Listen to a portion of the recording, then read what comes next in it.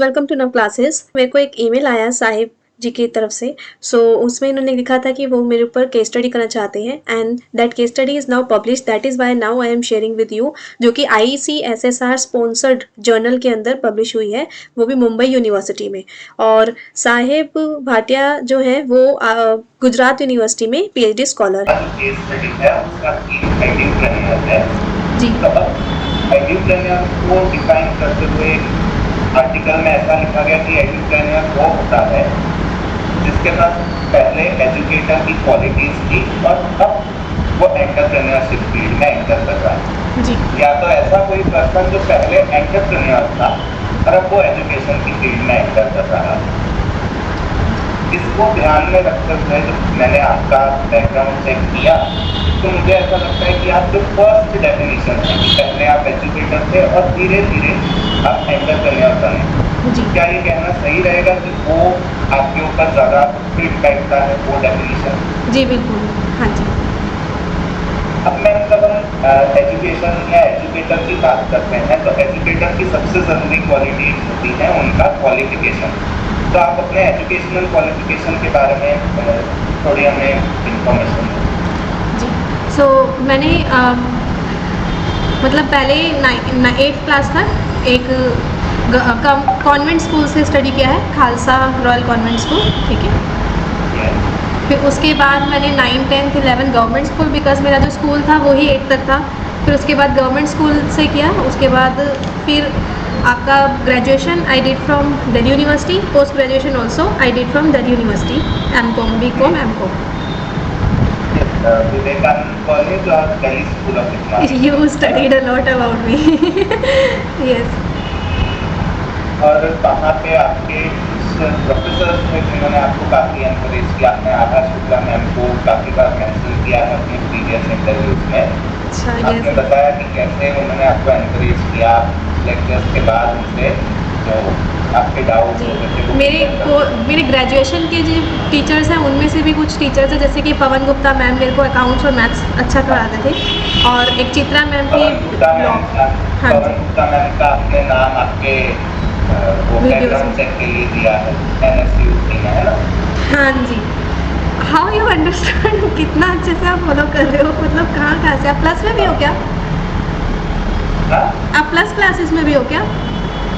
नहीं, मैं plus classes में नहीं हूँ, मैंने आपके प्रीवियस इंटरव्यूज देखे। ओह अच्छा, ठीक है ठीक है। तो मेरा बैकग्राउंड वहाँ से है और मैंने आपकी क्लासेस अटेंड किए हुए हैं। ठीक है। मैंने मेरा प्रिपरेशन लास्ट ईयर अप्रैल से शुरू किया था, तो उसके दौरान मैंने आपके वीडियोस देखे हैं, तो वहाँ से मैं आपको जानता हूँ। तो 1 ईयर से ऐसा बोल सकते हैं कि मैंने आपके यूट्यूब चैनल का डायरेक्ट ऑब्जर्वेशन रखा है। ठीक है। आप आभा शुक्ला मैम के बारे में बता रहे थे, पवन गुप्ता मैम के बारे में। जी, पवन गुप्ता मैम से मैं जब ग्रेजुएशन कर रही थी Vivekananda college, that was girls college. क्योंकि मेरे पेरेंट्स वगैरह पहले तो एक कंजर्वेटिव थे कि घर के पास जाना है और दूर नहीं जाना, ये सब, ठीक है। वहाँ पर जो मेरी मैम है चित्रा मैम ने मेरे को लॉ करवाई है, और पवन गुप्ता मैम ने मेरे को अकाउंट्स एंड मैथ्स सिखाया है। और प्रॉपर क्लास के बाद पहले हम 2 स्टूडेंट्स हुआ करते थे, मैं और मेरी एक फ्रेंड, फिर उसकी जगह पर कि सिर्फ मैं ही अकेले पढ़ती थी। 2 आवर्स मैम ने मेरे को एक्स्ट्रा लेकर मेरी नोटबुक में पढ़ाया है मैथ्स और अकाउंट्स, क्योंकि मेरा वो पहले इतना ज़्यादा अच्छा नहीं था और मैंने कोचिंग वगैरह भी कभी नहीं लगाई थी। हाँ जी। That help me to gain my basic concept.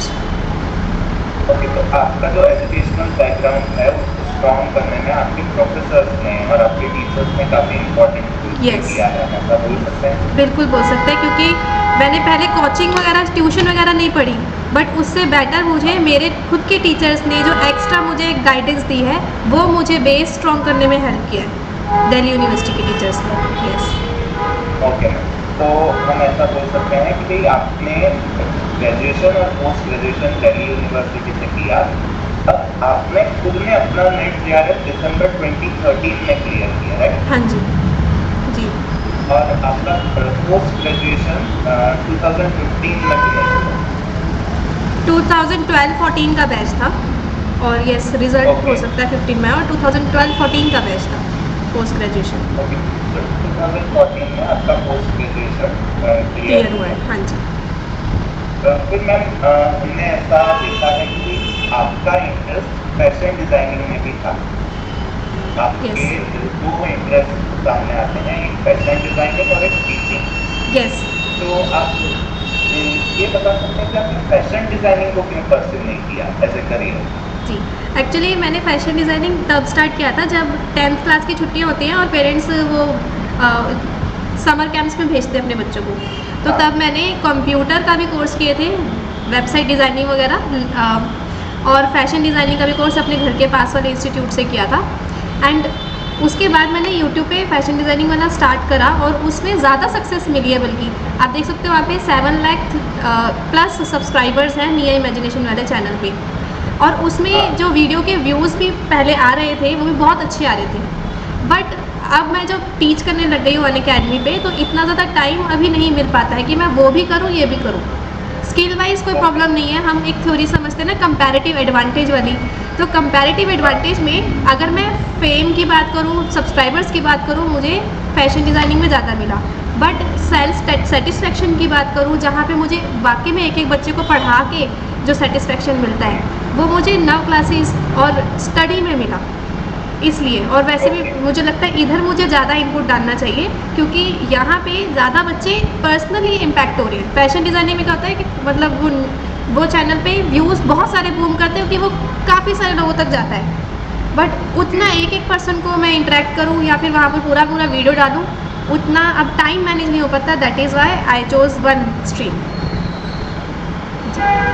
तो ऐसा बोल सकते हैं कि फैशन डिजाइनिंग में भले ही फेम ज़्यादा था और रीच ज़्यादा थी, लेकिन उसमें सेटिस्फेक्शन नहीं था। Inner satisfaction, intrinsic satisfaction teaching से ज़्यादा मिला। हाँ जी। टीचिंग से आपको ऐसा लगता है कि आप ज़्यादा लाइफ्स को चेंज कर सकते हैं, Yes. इसलिए आपने टीचिंग को एज ए करियर परस्यू किया। हाँ जी, हमने बिल्कुल। देखा कि जो मिया इमेजिनेशन है वो चैनल पहले बनाया गया था, 2015 में शायद उसको बनाया गया है, हाँ जी। और 9 क्लासेस को 2016 मई में शुरू किया गया है। हाँ जी, जी। पहले ये जो एजुकेशन वाली वीडियो थी, पहले उधर भी आती थी, उधर भी आपको प्लेलिस्ट दिखेंगी। ये अचानक से शुरू हुआ था जब मैंने एमकॉम का एंट्रेंस क्लियर किया था दिल्ली यूनिवर्सिटी में। तो उसके बाद मैंने वो वीडियो बनाया था, how to crack MCom entrance. वो नॉर्मल वीडियो था, रैंडम, मतलब उसका ऐसा नहीं था कि कुछ अर्न करना है कुछ भी। उसके बाद मेरा सेकंड जो वीडियो था, जेआरएफ जब क्लियर हुआ तब मैंने बनाया था, how to prepare for paper 1। वो भी मैंने छोड़ दिया बना के, क्योंकि वीडियोस में व्यू कैसे आ रहे हैं बाद में पता चलेगा। बट अब जब उसके व्यूज़ इतने आ गए, उसमें कमेंट आने लगे, तो आई थॉट कि इसको अलग कर दूँ मैं। सो दैट इज़ वाई फिर 9 क्लासेस एग्जिस्टेंस में आया। हाँ जी। तो पहले मिया इमेजिनेशन क्लासेस पे ही एजुकेशनल वीडियोस थे, मिक्स हो रहा था। वीडियोस आपने खास जी। बताया हाँ जी। कि एंट्रेंस कैसे क्लियर करना है और जेआरएफ के पेपर 1 के लिए कैसे प्रिपेयर करना है। हाँ जी। फिर उसके बाद जब उसके ऊपर वीडियोस आए, आपने उसके लिए सेपरेट चैनल स्टार्ट किया। हाँ जी। तो जब मिया इमेजिनेशन आपने बनाया और आज भी मिया इमेजिनेशन एग्जिस्ट करता है, जी। क्या मिया इमेजिनेशन चैनल को चलाने के लिए आपने किसी को एम्प्लॉय कर रखा है जो वहाँ पे वीडियोस बनाए? क्योंकि अभी मैंने देखा कि कुछ महीने पहले वीडियोस आए, हफ्ते पहले भी वीडियोस आए। जी। जी, मैंने वहाँ पे, क्योंकि मेरे पास पूरा टाइम नहीं होता इतना उसको, क्योंकि वीडियो बनाने में, स्टिचिंग की वीडियो बनाने में 2 to 3 आवर्स लगेंगे पूरा ड्रेस बनाने के लिए, इसलिए। तो मैंने बीच में रैंडमली पोस्ट डाले थे अपने ग्रुप में कि अगर कोई वीडियो बनाना चाहता है तो आई कैन पे यू। सो उनको पर वीडियो के मैं पेमेंट देती हूँ, जो मेरे लिए फिर उस ड्रेस डिज़ाइनिंग में वीडियो बनाते हैं। हाँ जी। I hire twice. हाँ जी। पर वीडियो बेसिस पे आपने कुछ लोगों को रखा है जो मिया इमेजिनेशन पे वीडियोस बनाते हैं। हाँ जी।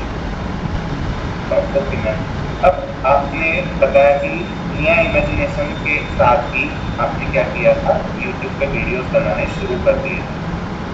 क्या ये वीडियोस बनाने से पहले आपने कभी ऑफलाइन मोड में बच्चों को पढ़ाया है?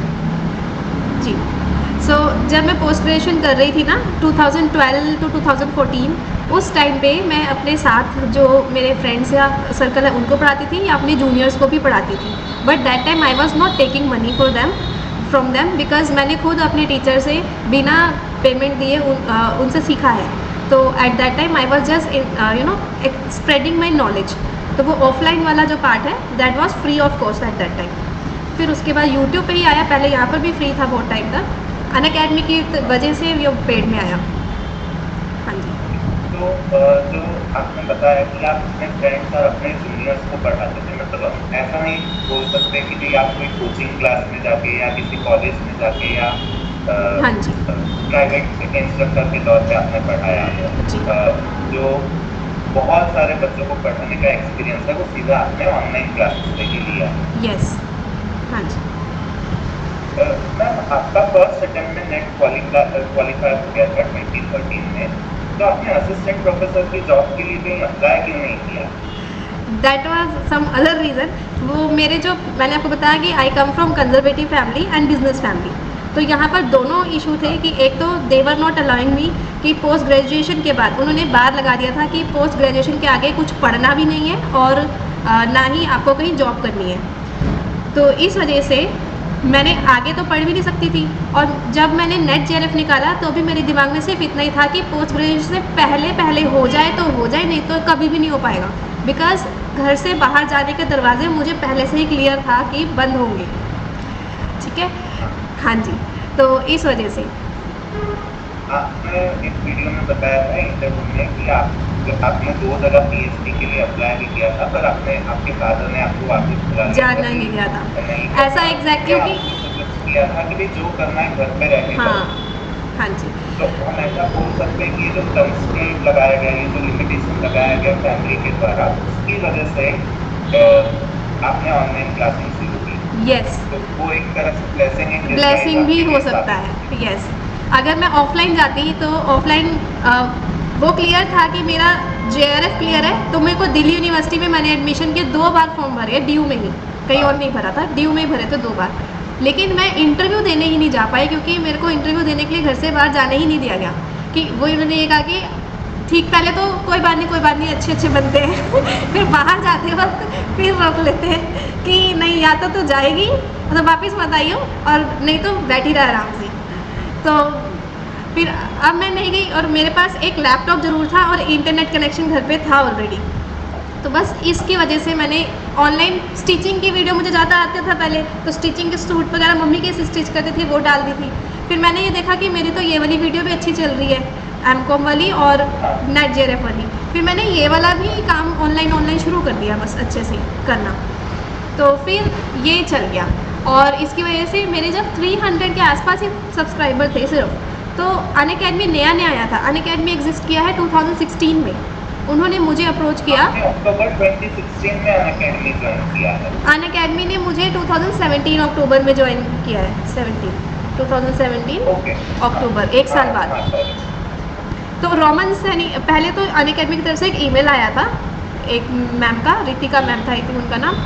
फिर उसके बाद मैंने उनको अपने क्रीडेंशियल शेयर किए, जैसे आपने मेरे को ईमेल किया था, तो मैंने फ़ोन नंबर शेयर किया।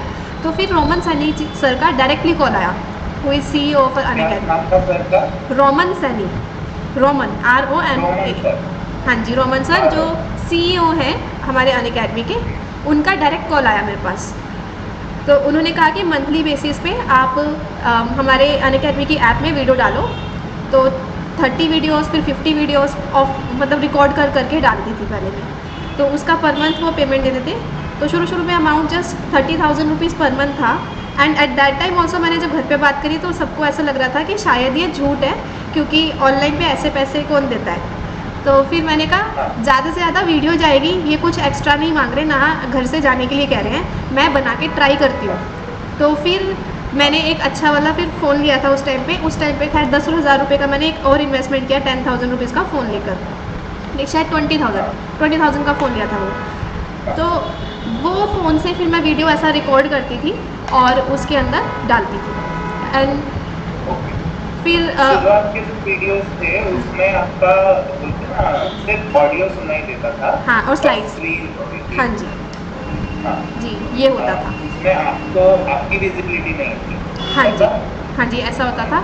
फिर धीरे धीरे अनअकैडमी का अपना जो चैनल है जिसमें मिलियन व्यू सब्सक्राइबर है, मेन वाला चैनल, उस पर भी मेरे वीडियोस डलवाए और फेसबुक पे भी डलवाए, तो उससे भी अच्छा आया। और उसके बाद फिर अनअकैडमी ने धीरे धीरे सब्सक्रिप्शन लॉन्च किया, और उस टाइम पे उन्होंने मुझे बेंगलोर बुलाया था। और तब भी घर से अकेले जाना बिल्कुल अलाउड नहीं था। घर से अकेले निकलना आप कह लो सिर्फ अभी 1 साल पहले ही अलाउड हुआ है, जब मैंने खुद का घर खरीदा है। हमें तो अभी भी नहीं हुआ। हाँ, अभी भी कहीं ना कहीं आप मुझे तो मेरे ब्रदर वगैरह के साथ ही देखते होंगे। तो खैर तब भी जब मैं गई थी अनअकैडमी पे सेंटर, तो मैं अपने पेरेंट्स के साथ गई थी बेंगलोर। हाँ। और अनअकैडमी ने सिर्फ मेरा अमाउंट रिइंबर्स किया था, बाकी मेरे पेरेंट्स का जो अमाउंट है आने जाने का खर्चा, वहाँ पे स्टे का खर्चा सारा मैंने किया था। तो इस तरीके से चला है जी। अनअकैडमी से आए उससे पहले जब आपने निया इमेजिनेशन चैनल शुरू किया तो यूट्यूब चैनल चालू करने में आपके ब्रदर ने आपकी हेल्प की थी, क्योंकि उनके भी 2 यूट्यूब चैनल हैं।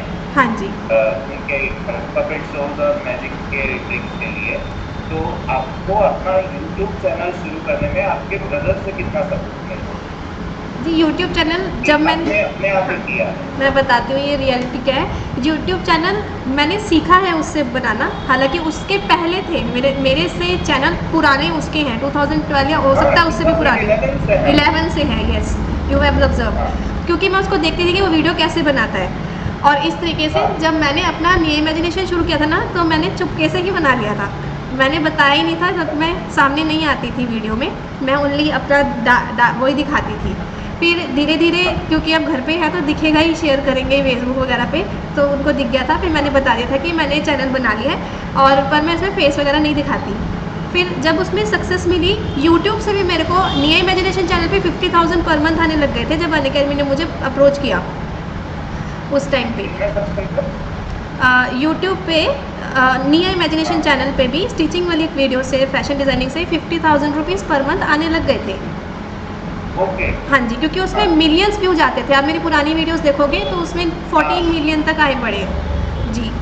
तो उस मिलियन व्यूज़ की वजह से इतनी अच्छी अमाउंट मेरी अर्निंग वहाँ पर हो गई थी, जब अनअकैडमी ने मुझे 30,000 रुपीज़ पर मंथ का ऑफ़र दिया था। हाँ जी, तो बस अब जब सक्सेस मिल गई तो फिर सबको बता दिया और उन्होंने एक्सेप्ट भी किया जी। सक्सेस मिलने के बाद एक्सेप्ट करते हैं। हाँ, बहुत सही है। मतलब आपने खुद से अपना निया इमेजिनेशन चैनल बनाया, उसमें आपको अपने फैमिली से सबसे छुप के वो चैनल को बनाया था। लेकिन उसके बाद जब पता चला, then they supported me, and उन्होंने मेरे को वो कैमरा वगैरह सब कुछ ला के दिया। एंड बाकी उसके बाद definitely they supported me, but जब मैंने शुरू किया था तो ऐसे ही फटक कर लिया था अपने आप। सही है। तो हम ऐसा बोल सकते हैं कि जब आपने फैमिली को बताया आपने कि आपने ऐसा चैनल बनाया जिसके वीडियोस जो है वो काफ़ी ज़्यादा व्यूज डालना कर रहे हैं, अर्निंग अच्छी है, तो दे सपोर्टेड यू। यस, हाँ जी। अब मैम आपने पहले 2015 में निया इमेजिनेशन बनाया, 2016 में 9 क्लासेस शुरू किया, और 2017 में आपने अनअकैडमी ज्वाइन किया। और अनअकैडमी ज्वाइन करने के लिए आपको आगे से अनअकैडमी ने अप्रोच किया था यूट्यूब पे आपके सक्सेस को देख के। हाँ जी, बिल्कुल। ओके मैम, तो ये सब के बीच में बुक्स कहाँ से आई? आपने बुक्स लिखने के बारे में कब सोचा? एक्चुअली बुक्स, क्योंकि मेरे फैमिली में ऑथर रहे हैं, मेरे परदादा जी और ताया जी, they were author and printing press, freedom fighters भी रहे हैं। Freedom fighters. हाँ जी, तो इस वजह से मेरे माइंड में भी, अपने अंदर भी यही आया था कि कुछ ऐसा होना चाहिए जिसमें सारे के सारे कंटेंट एक जगह पे हो और डिटेल में हो। मार्केट में जो अदर बुक मिलती है उसमें बहुत डिटेल में सारी चीज़ें नहीं होती, बट इस वजह से मैंने कंसेप्ट बुक अलग निकाली है पूरा फुल डिटेल के साथ, और प्रीवियस क्वेश्चन बुक भी निकाली है। हाँ जी, जिसके अंदर सारे क्वेश्चंस होते हैं। तो यहाँ पर एक मोटिवेशन फैमिली बैकग्राउंड का भी है, और दूसरा ये भी था कि एक चीज़ ऐसी होनी चाहिए थी जिसमें पूरा सब कुछ कवर हो, क्योंकि मैंने 2013 में जब नेट JRF निकाला है तब बुक नहीं थी। एक बुक आती थी भिलन पब्लिकेशन की, मैंने पढ़ी थी, तब मैं बताती भी हूँ, बट वो आज एग्जिस्ट नहीं करती है। तब वो एक बुक में तीनों थे, पेपर 1, पेपर 2 और कॉमर्स, तीनों पेपर्स थे, बट उसके अंदर बहुत शॉर्ट में भी दिया हुआ था। तो इसलिए दैट वाज आल्सो इंस्पिरेशन कि एक ढंग की भी आनी चाहिए जी। मतलब आपका खुद का जो एग्जाम का एक्सपीरियंस था उससे आपको एहसास हुआ कि कोई भी बुक ऐसी मार्केट में नहीं है जो बच्चों को कॉम्प्रिहेंसिव नॉलेज दे सके इस एग्जाम की तैयारी के लिए। हाँ जी। तो और साथ में आपका फैमिली बैकग्राउंड था, आपके जो एंसेस्टर्स हैं वो राइटिंग बैकग्राउंड से आते हैं, तो आपको ऐसा लगा कि मुझे क्या करनी चाहिए, बुक लिखनी चाहिए। हाँ जी। बुक एग्जैक्टली अपने फर्स्ट एडिशन जो था, आपने सबसे पहले कंसेप्ट बुक लिखी कि प्रीवियस ईयर और एक्सपेक्टेड एमसीक्यूज की? कि वो पहले लॉन्च की? सबसे पहले मेरे को जब मैंने बुक लिखनी थी तो उस टाइम पे साथ में एक पब्लिकेशन है, इनविंसिबल पब्लिकेशन, वहाँ से अप्रोच भी आ गई थी मेरे को। तो उन्होंने कौन से पब्लिकेशन ने? Invincible invincible invincible. Yes, invincible के साथ आपका इंटरव्यू मैंने देखा है। हाँ वही वाला। तो उनके साथ मेरी बुक पहली आई थी और वो कंबाइन थी, पेपर 1 के कंसेप्ट्स एंड क्वेश्चन पेपर्स भी। बट क्योंकि मैं प्लस में पढ़ाती हूँ और कंटेंट बहुत ज़्यादा है, इस वजह से फिर मैंने 2 अलग अलग करी और ये आइडिया मेरे को अपने आप भी आया था। फिर इनविंसिबल पब्लिकेशन में प्रॉब्लम ये हो रहा था कि मेरे को पता नहीं चल रहा था कि वो पूरा अमाउंट दे रहे हैं कि नहीं। एक तो 10% रॉयल्टी होती है और वो बहुत ज़्यादा लेट मिलती है, तो पता नहीं चल रहा था ये सब चीज़ें। और फिर मेरे को खुद को भी सीख लिया मैंने फैमिली से ही कि कैसे लेते हैं ISBN वगैरह और कैसे गवर्नमेंट का कॉपीराइट एंड ये सब लेते हैं। तो फिर इसलिए उनकी हेल्प से भी, मेरे ब्रदर की हेल्प से, मेरे ब्रदर ने ISBN वगैरह फर्स्ट टाइम मेरे को लेने में हेल्प करी थी। फिर मैंने खुद ही पब्लिश किया अपना। हाँ जी, सेल्फ पब्लिकेशन बुक 2 मोड से आ सकती है, एक तो किसी पब्लिकेशन के थ्रू और एक सेल्फ पब्लिकेशन। तो अब मैंने सेल्फ पब्लिकेशन से अपनी बुक निकाली है। आपने फर्स्ट बुक को जो इनविंसिबल्स के साथ वो कब लॉन्च किया था, कौन से ईयर में? वो मेरे को एग्जैक्टली याद नहीं है। एक ब्लू कलर का उसका, ज्वाइन करने के बाद किया? हाँ जी, बाद में किया था। तो हो सकता है उसके 1 साल बाद 2018 या 19 में किया होगा फर्स्ट बुक अनअकैडमी के बाद। हाँ जी, एक मेरे को ढूंढना पड़ेगा, वो मिल जाएगा। ब्लू कलर का उसका है अमेजोन पे, उसकी जब लिस्टिंग हुई होगी वो वाला डेट होगा उसमें। हाँ जी। ओके, अभी तक कितने एडिशन आ चुके हैं आपके पेपर 1 के कंसेप्ट की बुक से? 5 आ चुके हैं।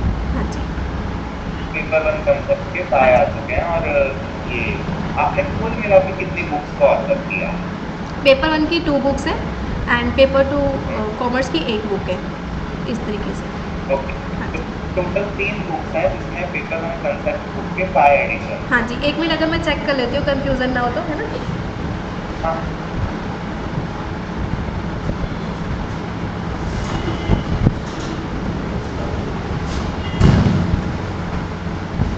हाँ जी, so yes, this is 5th edition इसका, कंसेप्ट का 5th है। ओके, तो और 5th एडिशन है। हाँ जी, और इसका जो क्वेश्चन बैंक है उसका 4th एडिशन है। ओके, और कॉमर्स का भी 5th है। एडिशन पर क्वेश्चन बुक के 4 और कॉमर्स की बुक का Fifth। कोई एडिशन नहीं है। नहीं है, 5th है। कॉमर्स की हाँ book जी, है। एक भी मैं कॉमर्स का भी टाइटल उसका एडिशन है एक्चुअली, उसके भी आ चुके हैं। ये 4th है या 5th है, मैं एक बार टाइटल वर्सो देख के आपको बता देती हूँ। अभी जो पब्लिश होने वाला है, प्रिंट में जाएगा कल परसों।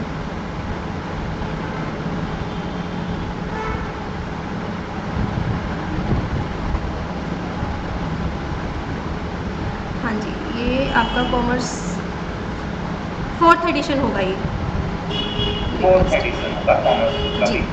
कंसेप्ट वाली का 5th है।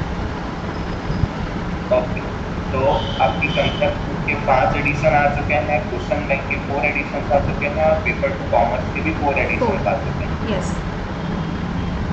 तो अब एट प्रेजेंट आपकी जो बुक्स की पब्लिशिंग है उसमें आपके ब्रदर आपकी हेल्प करते हैं, पब्लिशिंग वो देखते हैं साथ में? हाँ जी, अभी उसकी पब्लिशिंग मेरा ब्रदर कर रहे हैं, वही उसमें मनी भी लगा रहे हैं और उसको सेल कर रहे हैं। और मुझे एज अ ऑथर अगेन 10% ही मिलता है जैसे वहाँ से मिलता था। बस डिफरेंस ये हो गया है कि अब वो घर पे रह रहा है तो मुझे पता है कि कितनी सेल हो रही है और मुझे नया एडिशन एकदम उसी टाइम पे मैं निकाल सकती हूँ जब मुझे चाहिए। तो आपको 10% अमाउंट मिलता है सेल्स हाँ का। जी, अभी भी ओके। 10% मिलता है। ओके, अब आपने जब नया इमेजिनेशन शुरू किया था तो एज ए हॉबी आपने उसको शुरू किया था। हाँ जी, तब जब आपने उसको 9 क्लासेस के फॉर्म में बदला, May 2016 में एक फुल फॉर्म चैनल बनाया 9 क्लासेस, हाँ जी, तब वो हॉबी नहीं था, तो वो फुल एक करियर के फॉर्म में आप उसको परस्यू करना चाहते थे, ऐसा बोल सकते हैं? हाँ जी, बोल सकते हैं। Because at that time I was clear कि मुझे यहाँ पर अब पढ़ाना है और सब्सक्राइबर आने ही चाहिए और इसको आगे करना है। बट मुझे ये नहीं पता था कि पैसा कैसे आएगा, क्योंकि मोनेटाइजेशन में नहीं पता था। बट हाँ जी, वो अनअकैडमी ने टाइप कर दिया तो यहाँ से आया जी। ओके, अब आपकी खुद की भी एक वेबसाइट है nowclasses.com, हाँ जी। और साथ में कुडोज ई लर्निंग ऐप है। नव क्लासेस डॉट इन है। आपकी हाँ जी, नव क्लासेस हाँ, डॉट नव इन। क्लासेस हाँ जी। डॉट इन, वो आपकी अपनी पर्सनल वेबसाइट है, वहाँ हाँ पे जी। रेगुलर अपडेट्स आते रहते हैं। और कुडोज ई लर्निंग ऐप, उसके ओनर भी आप हैं? हाँ जी, उसमें रिसर्च एंड ऑल कुडोज के ई लिए, लेकिन उसमें मैं यूजीसी नेट का कंटेंट नहीं डालती बिकॉज मेरा अनअकैडमी के साथ कॉन्ट्रैक्ट है कि आई कैन नॉट हाँ, teach UGC net for payment other than Unacademy platform. तो दैट इज़ वाई उसमें मैं रिसर्च से रिलेटेड या अदर मेरे कुछ फेलो हैं उनके थ्रू करवाती हूँ। अ, जो कुडोज ई लर्निंग ऐप पे कंटेंट आता है, वो गौरव साइंस डालते हैं शायद। उसमें उनके पास रिसर्च से रिलेटेड है डिपार्टमेंट, और वो डालते हैं अपने कोर्सेज निकालते हैं रिसर्च पीएचडी के गाइडेंस के लिए। हाँ, yes, he is intern under मी, मैं उनको फिर पेमेंट देती हूँ। ओके। तो कुडोज ई लर्निंग ऐप पे गौरव साइन आपके लिए कंटेंट डालते हैं, तो हम ऐसा बोल सकते हैं कि गौरव साइन आपके पहले से स्टूडेंट रह चुके हैं। यस, बिल्कुल, वो स्टूडेंट रह चुके हैं। जब मेरे पास वो एज अ स्टूडेंट आए थे, वो ऑलरेडी असिस्टेंट प्रोफेसर थे एक यूनिवर्सिटी में और पीएचडी भी कर रहे थे। तो दैट इज़ वाई मुझे अच्छा, पता था कि रिसर्च पीएचडी के लिए उनके पास अच्छी नॉलेज है। और फिर मेरे पास जब आए, पहले उनका नेट हुआ और अभी रिसेंटली उनका जेआरएफ हुआ है। इतने टाइम उनको भी जेआरएफ लेने में टाइम लग गया, और फिर अब उनका मैनेजमेंट में भी नेट हो गया है। तो इस तरीके से उन्होंने मेरे से स्टडी किया नेट जेआरएफ के लिए, और रिसर्च पीएचडी वो एक्चुअली पहले से करे थे, तो इसलिए मैंने उनको रिसर्च पीएचडी का डिपार्टमेंट दिया। जी। ओके। तो कुडोज ई लर्निंग ऐप के पॉइंट ऑफ व्यू से देखिए तो गौरव साइन आपके एम्प्लॉई यस, ऐसा बोल सकते बिल्कुल हैं, है। और कुडोज ई लर्निंग ऐप का ओनर है। ओनर हूँ, हाँ जी। और तो गौरव साइन का भी अपना एक खास यूट्यूब चैनल है, वो मेरा है। PhD guide. वो भी वो भी मेरा आपका है, है? मेरे चैनल है वो। वो भी he is getting money for that. वो मेरे ही इंटर्न है उसमें। Research PhD dot in website भी मेरी है, मैंने हाँ, बनाई है उसको। उसके अंदर पूरी वेबसाइट डिज़ाइन भी मैंने करी है। नव क्लासेस अच्छा, डॉट इन भी मैंने करी है, कहीं बाहर से नहीं करवाई। I am web designer also, website designer हाँ, आपने कोर्स बताया अभी बताया मैंने किया था समर वेकेशन में। यस, तो इसलिए वेबसाइट्स तो दोनों मैंने डिज़ाइन किए, दोनों की ऑनर मैं हूँ, और यूट्यूब चैनल की भी ऑनर मैं हूँ। बट वो दिखाते हैं उनको सामने रखते हैं बस। ओके, तो research and PhD success class के ओनर भी आप हैं, और यस, वहाँ पे भी गौरव साइन आपके इंटर्न ही हैं। इंटर्न। ये तो हमने डिस्कस किया, ये research and PhD guide success class और कुडोज ई लर्निंग है, ये किस ईयर में? मेरे को एक थोड़ा टाइमलाइन क्लियर हो जाए इसके लिए। हाँ जी, अनअकैडमी ज्वाइन कर लिया, बुक्स पब्लिश कर ली, उसके बाद ये आया। उसके बाद आया बिल्कुल। एक्चुअली बीच में अगर आपको मैं बताऊं तो मैंने अपना खुद का ऐप निकालने की कोशिश की थी, कि निकाल भी दिया था नव क्लासेस नाम से।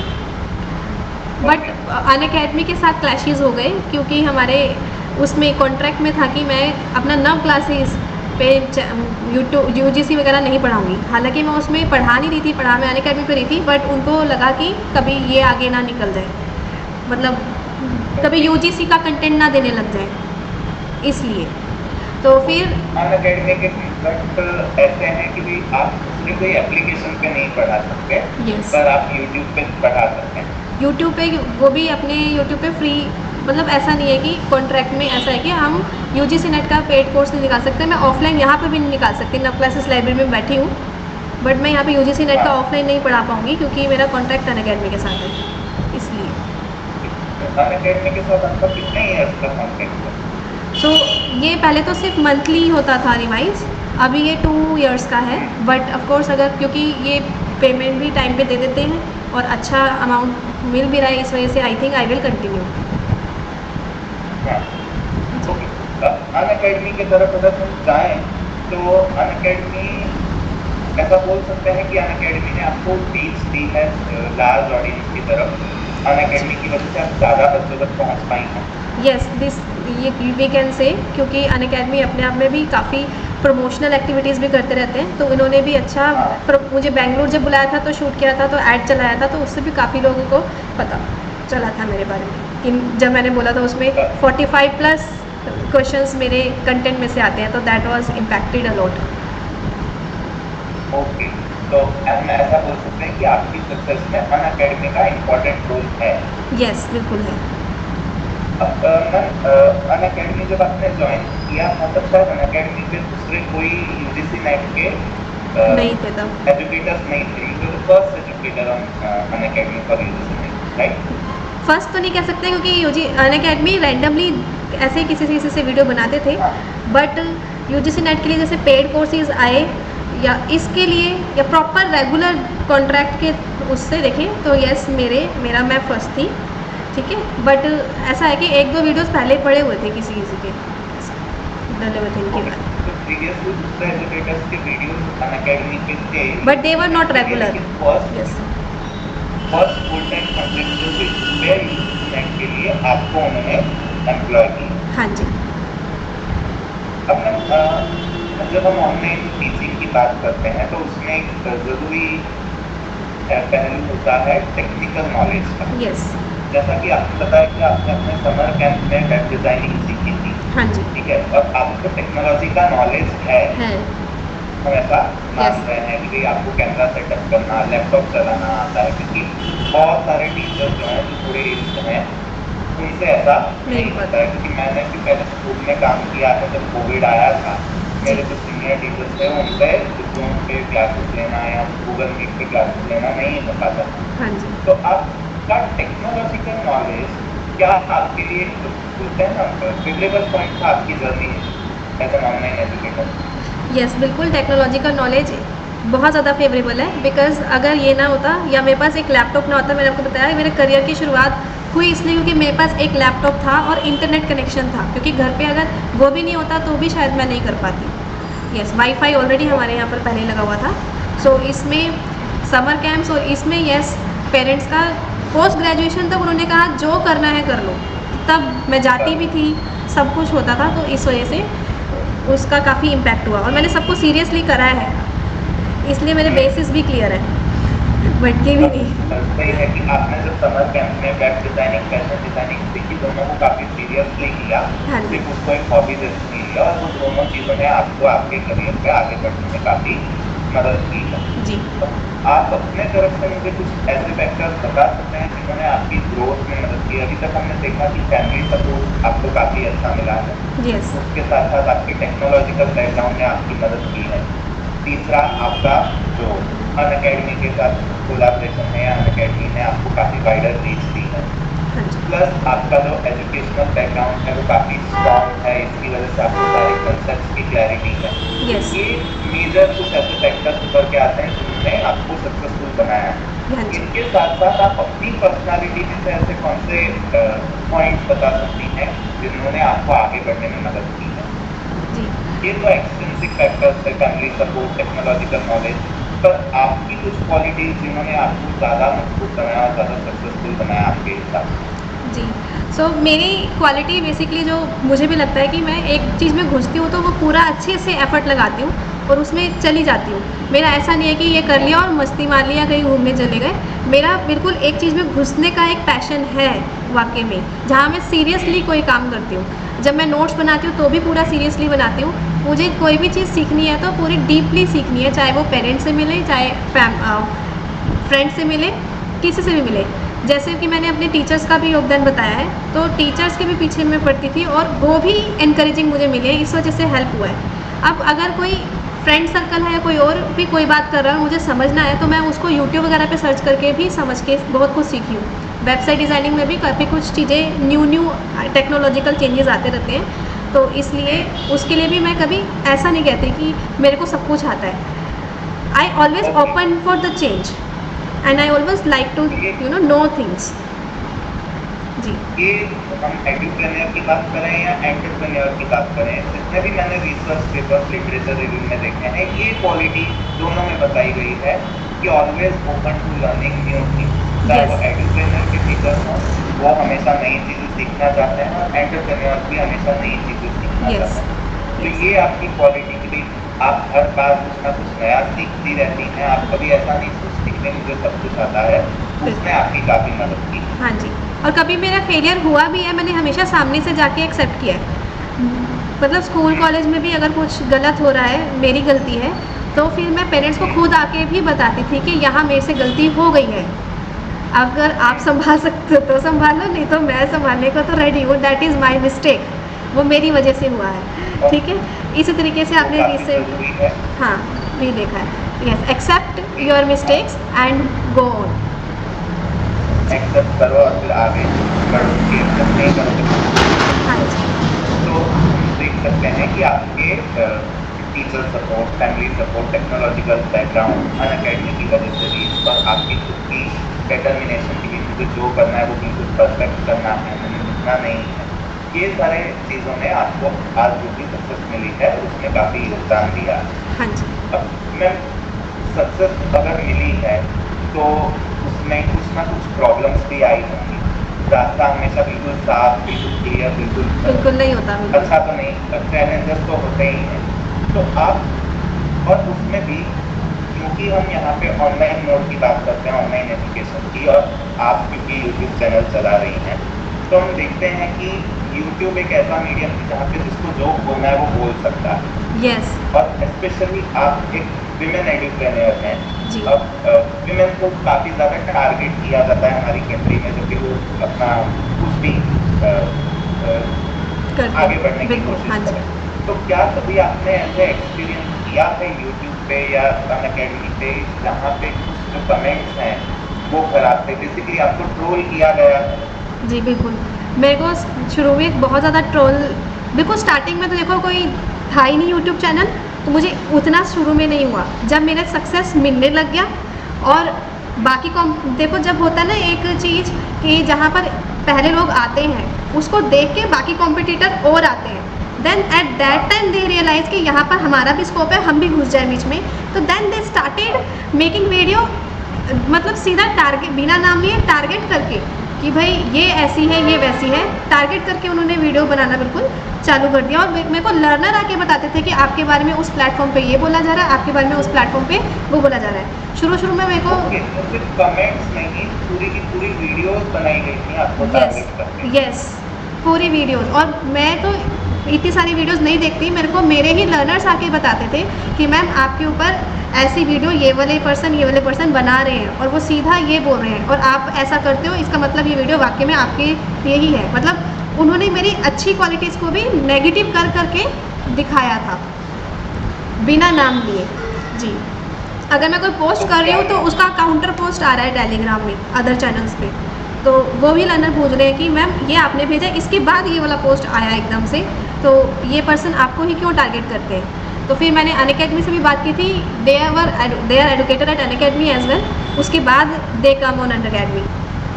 बट फिर अनअकैडमी ने कहा कि ये, हाँ जी, अनअकैडमी ने क्या एक्शन लिया? अनअकैडमी ने जस्ट उनको बोला कि आप ऐसे मत करो। और उन्होंने फिर बहुत टाइम बाद एक रूल भी निकाला था अनअकैडमी ने कि कोई भी डायरेक्टली या इनडायरेक्टली किसी को ऐसा अप्रोच नहीं करेगा, किसी के अगेंस्ट नहीं जाएगा, क्योंकि हम सब एक एडुकेटर है। तो ये एक्शन अनअकैडमी से लिया गया, बट ये एक्शन बहुत लेट लिया गया, मतलब लगभग 2 साल लग गए इस एक्शन को। अभी रिसेंटली अनअकैडमी ने प्रॉपर अपने एथिकल रूल्स में निकाल दिया है कि आप, एक एडुकेटर दूसरे एडुकेटर पे इनडायरेक्ट और नेगेटिव कमेंटिंग नहीं करेगा, सिर्फ अपना ढंग से बढ़ाओ। तो दैट अब जाके थोड़ा सा रुका है। हाँ जी, अभी आई थिंक वीडियो का लिंक आप दोबारा सेंड करोगे। Yes, I can understand. मैं दूसरा लिंक सेंड करता हूँ। जी, यही पॉइंट से हम कंटिन्यू करते जी, हैं। ओके, हाँ मैम, हम आपके नेगेटिव कमेंट्स के ऊपर डिस्कस कर रहे थे कि कुछ एजुकेटर्स ने ही वो टाइम पे जब आपको सक्सेस मिलने लगी और वो नए आए थे, तो उन्होंने यूट्यूब पे वीडियोस आपको टारगेट करते हुए बनाए और टेलीग्राम पे भी आपके अगेंस्ट जो है वो पोस्ट दिए। अनअकैडमी पे कंप्लेन करने पे अनअकैडमी ने उन्हें साफ मना किया कि भाई आप इस तरह से नहीं कर सकते, हाँ आप जी, सभी एक ही अम्ब्रेला के नीचे आते हैं, तो एक दूसरे के खिलाफ नेगेटिव कमेंट्स पास करना सही नहीं रहेगा। अब आपको क्या लगता है कि ये सिर्फ आपके साथ हुआ कि जो, उससे पहले मेरा सवाल ये है कि जो एजुकेटर ये वीडियोस बना रहे थे वो मेल थे या फीमेल थे? मेल थे। मेल थे। और आपको ऐसा लगता है कि आप फीमेल थी इसकी वजह से आपको टारगेट किया कि वो मेल एजुकेटर्स भी आपस में एक दूसरे को टारगेट करते थे? आई थिंक तब बेसिकली मैं ही मेन थी, मैं किसी और का ज्यादा देखती नहीं थी। और वैसे यूट्यूब पे जनरली अगर हम देखें तो टारगेट करते हैं एक दूसरे को। हाँ जी। ओके। बट मैंने जब भी कभी वीडियो बनाया है, किसी को टारगेट करते हुए नहीं बनाया कभी भी। हाँ जी। तो अपना। आपने नहीं बनाया, पर हाँ आपके जी, जो लेकिन कॉम्पिटिटर्स थे मैंने उनकी देखा तरफ है से। कि यस, किया जाता है टारगेट। Female okay. को तो अलग तरीके से भी किया जाता है कि ये तो मतलब गर्ली वाले भी कमेंट आते थे, ऐसे वाले भी, और टारगेट करते थे गर्ल की वजह से भी। और मेल को भी टारगेट किया जाता है बट उतना ज्यादा नहीं, यस, जितना उतना नहीं। उसकी उसकी तो हम होने की वजह से, फेमिनिज्म की वजह से नहीं किया जाता है। तो हम ऐसा बोल सकते हैं कि चाहे ये भी फील्ड की बात करें भाई, नवी फील्ड है, पर इसमें भी जो फीमेल एजुकेटर है उसको टारगेट किया गया है उनके गर्ली होने की वजह से। हाँ जी। और इसके सिवा मैम आपको क्या लगता है और कौन से चैलेंजेस रहे, क्योंकि टेक्नोलॉजी आपके केस में चैलेंज नहीं था, नहीं, हाँ जी। हाँ जी। तो और क्या चैलेंजेस आपने फेस किए हैं? आप बता रही हैं कि फैमिली ने भी आपको सपोर्ट करना शुरू कर दिया है, फाइनेंशियली आपके ऊपर जॉब का प्रेशर कभी नहीं था, आपने प्रीवियस इंटरव्यूज में भी कहा कि वो तो मना कर रहे हैं कि जॉब नहीं करना है, तो यस। फाइनेंशियली अर्न करने का प्रेशर नहीं है। जब अर्न करना शुरू किया तो फैमिली ने सपोर्ट किया, तो फैमिली की तरफ से कोई चैलेंज नहीं आया। उसके सिवा आपने क्या चैलेंज फेस किया है? चैलेंज बेसिकली यही है कि अपना जो कंटेंट है वो अपडेट रखना है, ठीक है। और हाँ। अदर आउटसाइड से नेगेटिविटी आई है काफी बारी, और उसको अच्छा। फेस किया बिल्कुल। हाँ जी। बस यही है, और बीच में और कोई इशू ऐसा नहीं है। बाकी पर्सनल लाइफ में कुछ इश्यूज रहे हैं मेरे। जब हम्म। मैं 2000 आई थिंक 14 टू 16, नहीं 2015 टू 16 में आप मेरा कोई एक गैप देखोगे जहाँ पे कुछ टाइम तक मेरे कोई वीडियोस नहीं है, ठीक है। सो हाँ। There were some issues at my in my personal life. But उसके बाद जब मैं आई हूँ यहाँ पर, मैंने अर्न करना शुरू किया है, तब से I am financially independent and I could take decisions myself. क्योंकि अब मैं जब डिसीजन ले सकती हूँ, तो अगर वो डिसीजन गलत हुआ है तो वो मेरी वजह से हुआ है, and I accept that. Okay. अगर अच्छा हुआ है तो भी डेफिनेटली उनमें बाकी का भी हाथ है और मेरा भी, ऐसा। आपने अपने प्रीवियस जो मैंने आपकी डॉक्यूमेंट्री देखी उसमें भी आपने वो पीरियड का मेंशन किया, आपने एक और इंटरव्यू में उस पीरियड का मेंशन किया, तो इससे मैं समझ सकता हूँ कि कुछ पर्सनल प्रॉब्लम्स हैं और उसको शेयर करने में, पब्लिकली बताने में आप अभी कंफर्टेबल नहीं है, तो हम उसको स्किप कर देंगे। अब दूसरा, आज के टाइम पे जो एक मेजर चैलेंज मुझे दिख रहा है वो है कंपटीशन। यस। आपने जब 2016 में अपना चैनल शुरू किया था तो शायद ही यूट्यूब पे यूजीसी नेट या जेआरएफ की तैयारी करवाई जाती थी, और आज अगर हम यूट्यूब पे खाली यूजीसी नेट लिखते हैं तो हाँ एक जी। ही दिन में इतने सारे वीडियोस आते हैं, भले वो वीडियोस में कुछ कंटेंट होता नहीं है, सिर्फ और सिर्फ र्यूमर्स होते हैं कि रिजल्ट आ जाएगा, आंसर की आ जाएगी।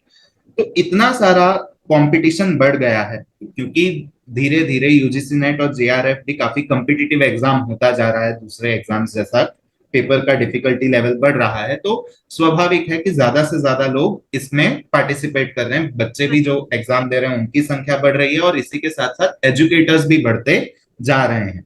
हाँ जी। तो ये कंपटीशन को आप कैसे फेस कर पाएंगे? आपके पास अर्ली एंट्री का बेनिफिट है कि हाँ जी। आपने शुरुआत की है, आप पायनियर हैं, तो उसकी वजह से आपकी एक अलग ब्रांड और इस्टेब्लिश हो चुकी है। उसके साथ साथ और आप ऐसा क्या कर रही हैं कि आप ये कंपटीशन को फेस कर पाए? जी। अब मैंने अपने लर्नर्स के साथ पर्सनल इंटरेक्शन भी इंक्रीज किया, जब मुझे ये फील होने लगा कि ऑडियंस यस भटकती है और भटक रही है बिकॉज ऑफ कॉम्पिटिटर्स एंटर कर रहे हैं। This is hmm. Also another challenge you pointed out correctly. तो इसके बाद फिर मैंने अपने जो प्लस वाले लर्नर्स हैं या उनके लिए फिर अलग व्हाट्सएप ग्रुप भी बनाया, ताकि इनके साथ मैं ज्यादा इंटरेक्ट कर सकूं एंड वो मेरे साथ कंफर्टेबल फील करें, सो दैट उनको इधर उधर जाने की नीड ना हो। तो इस तरीके से I am creating some personal attention with my own learners, इसको कह ओके। सकते हैं।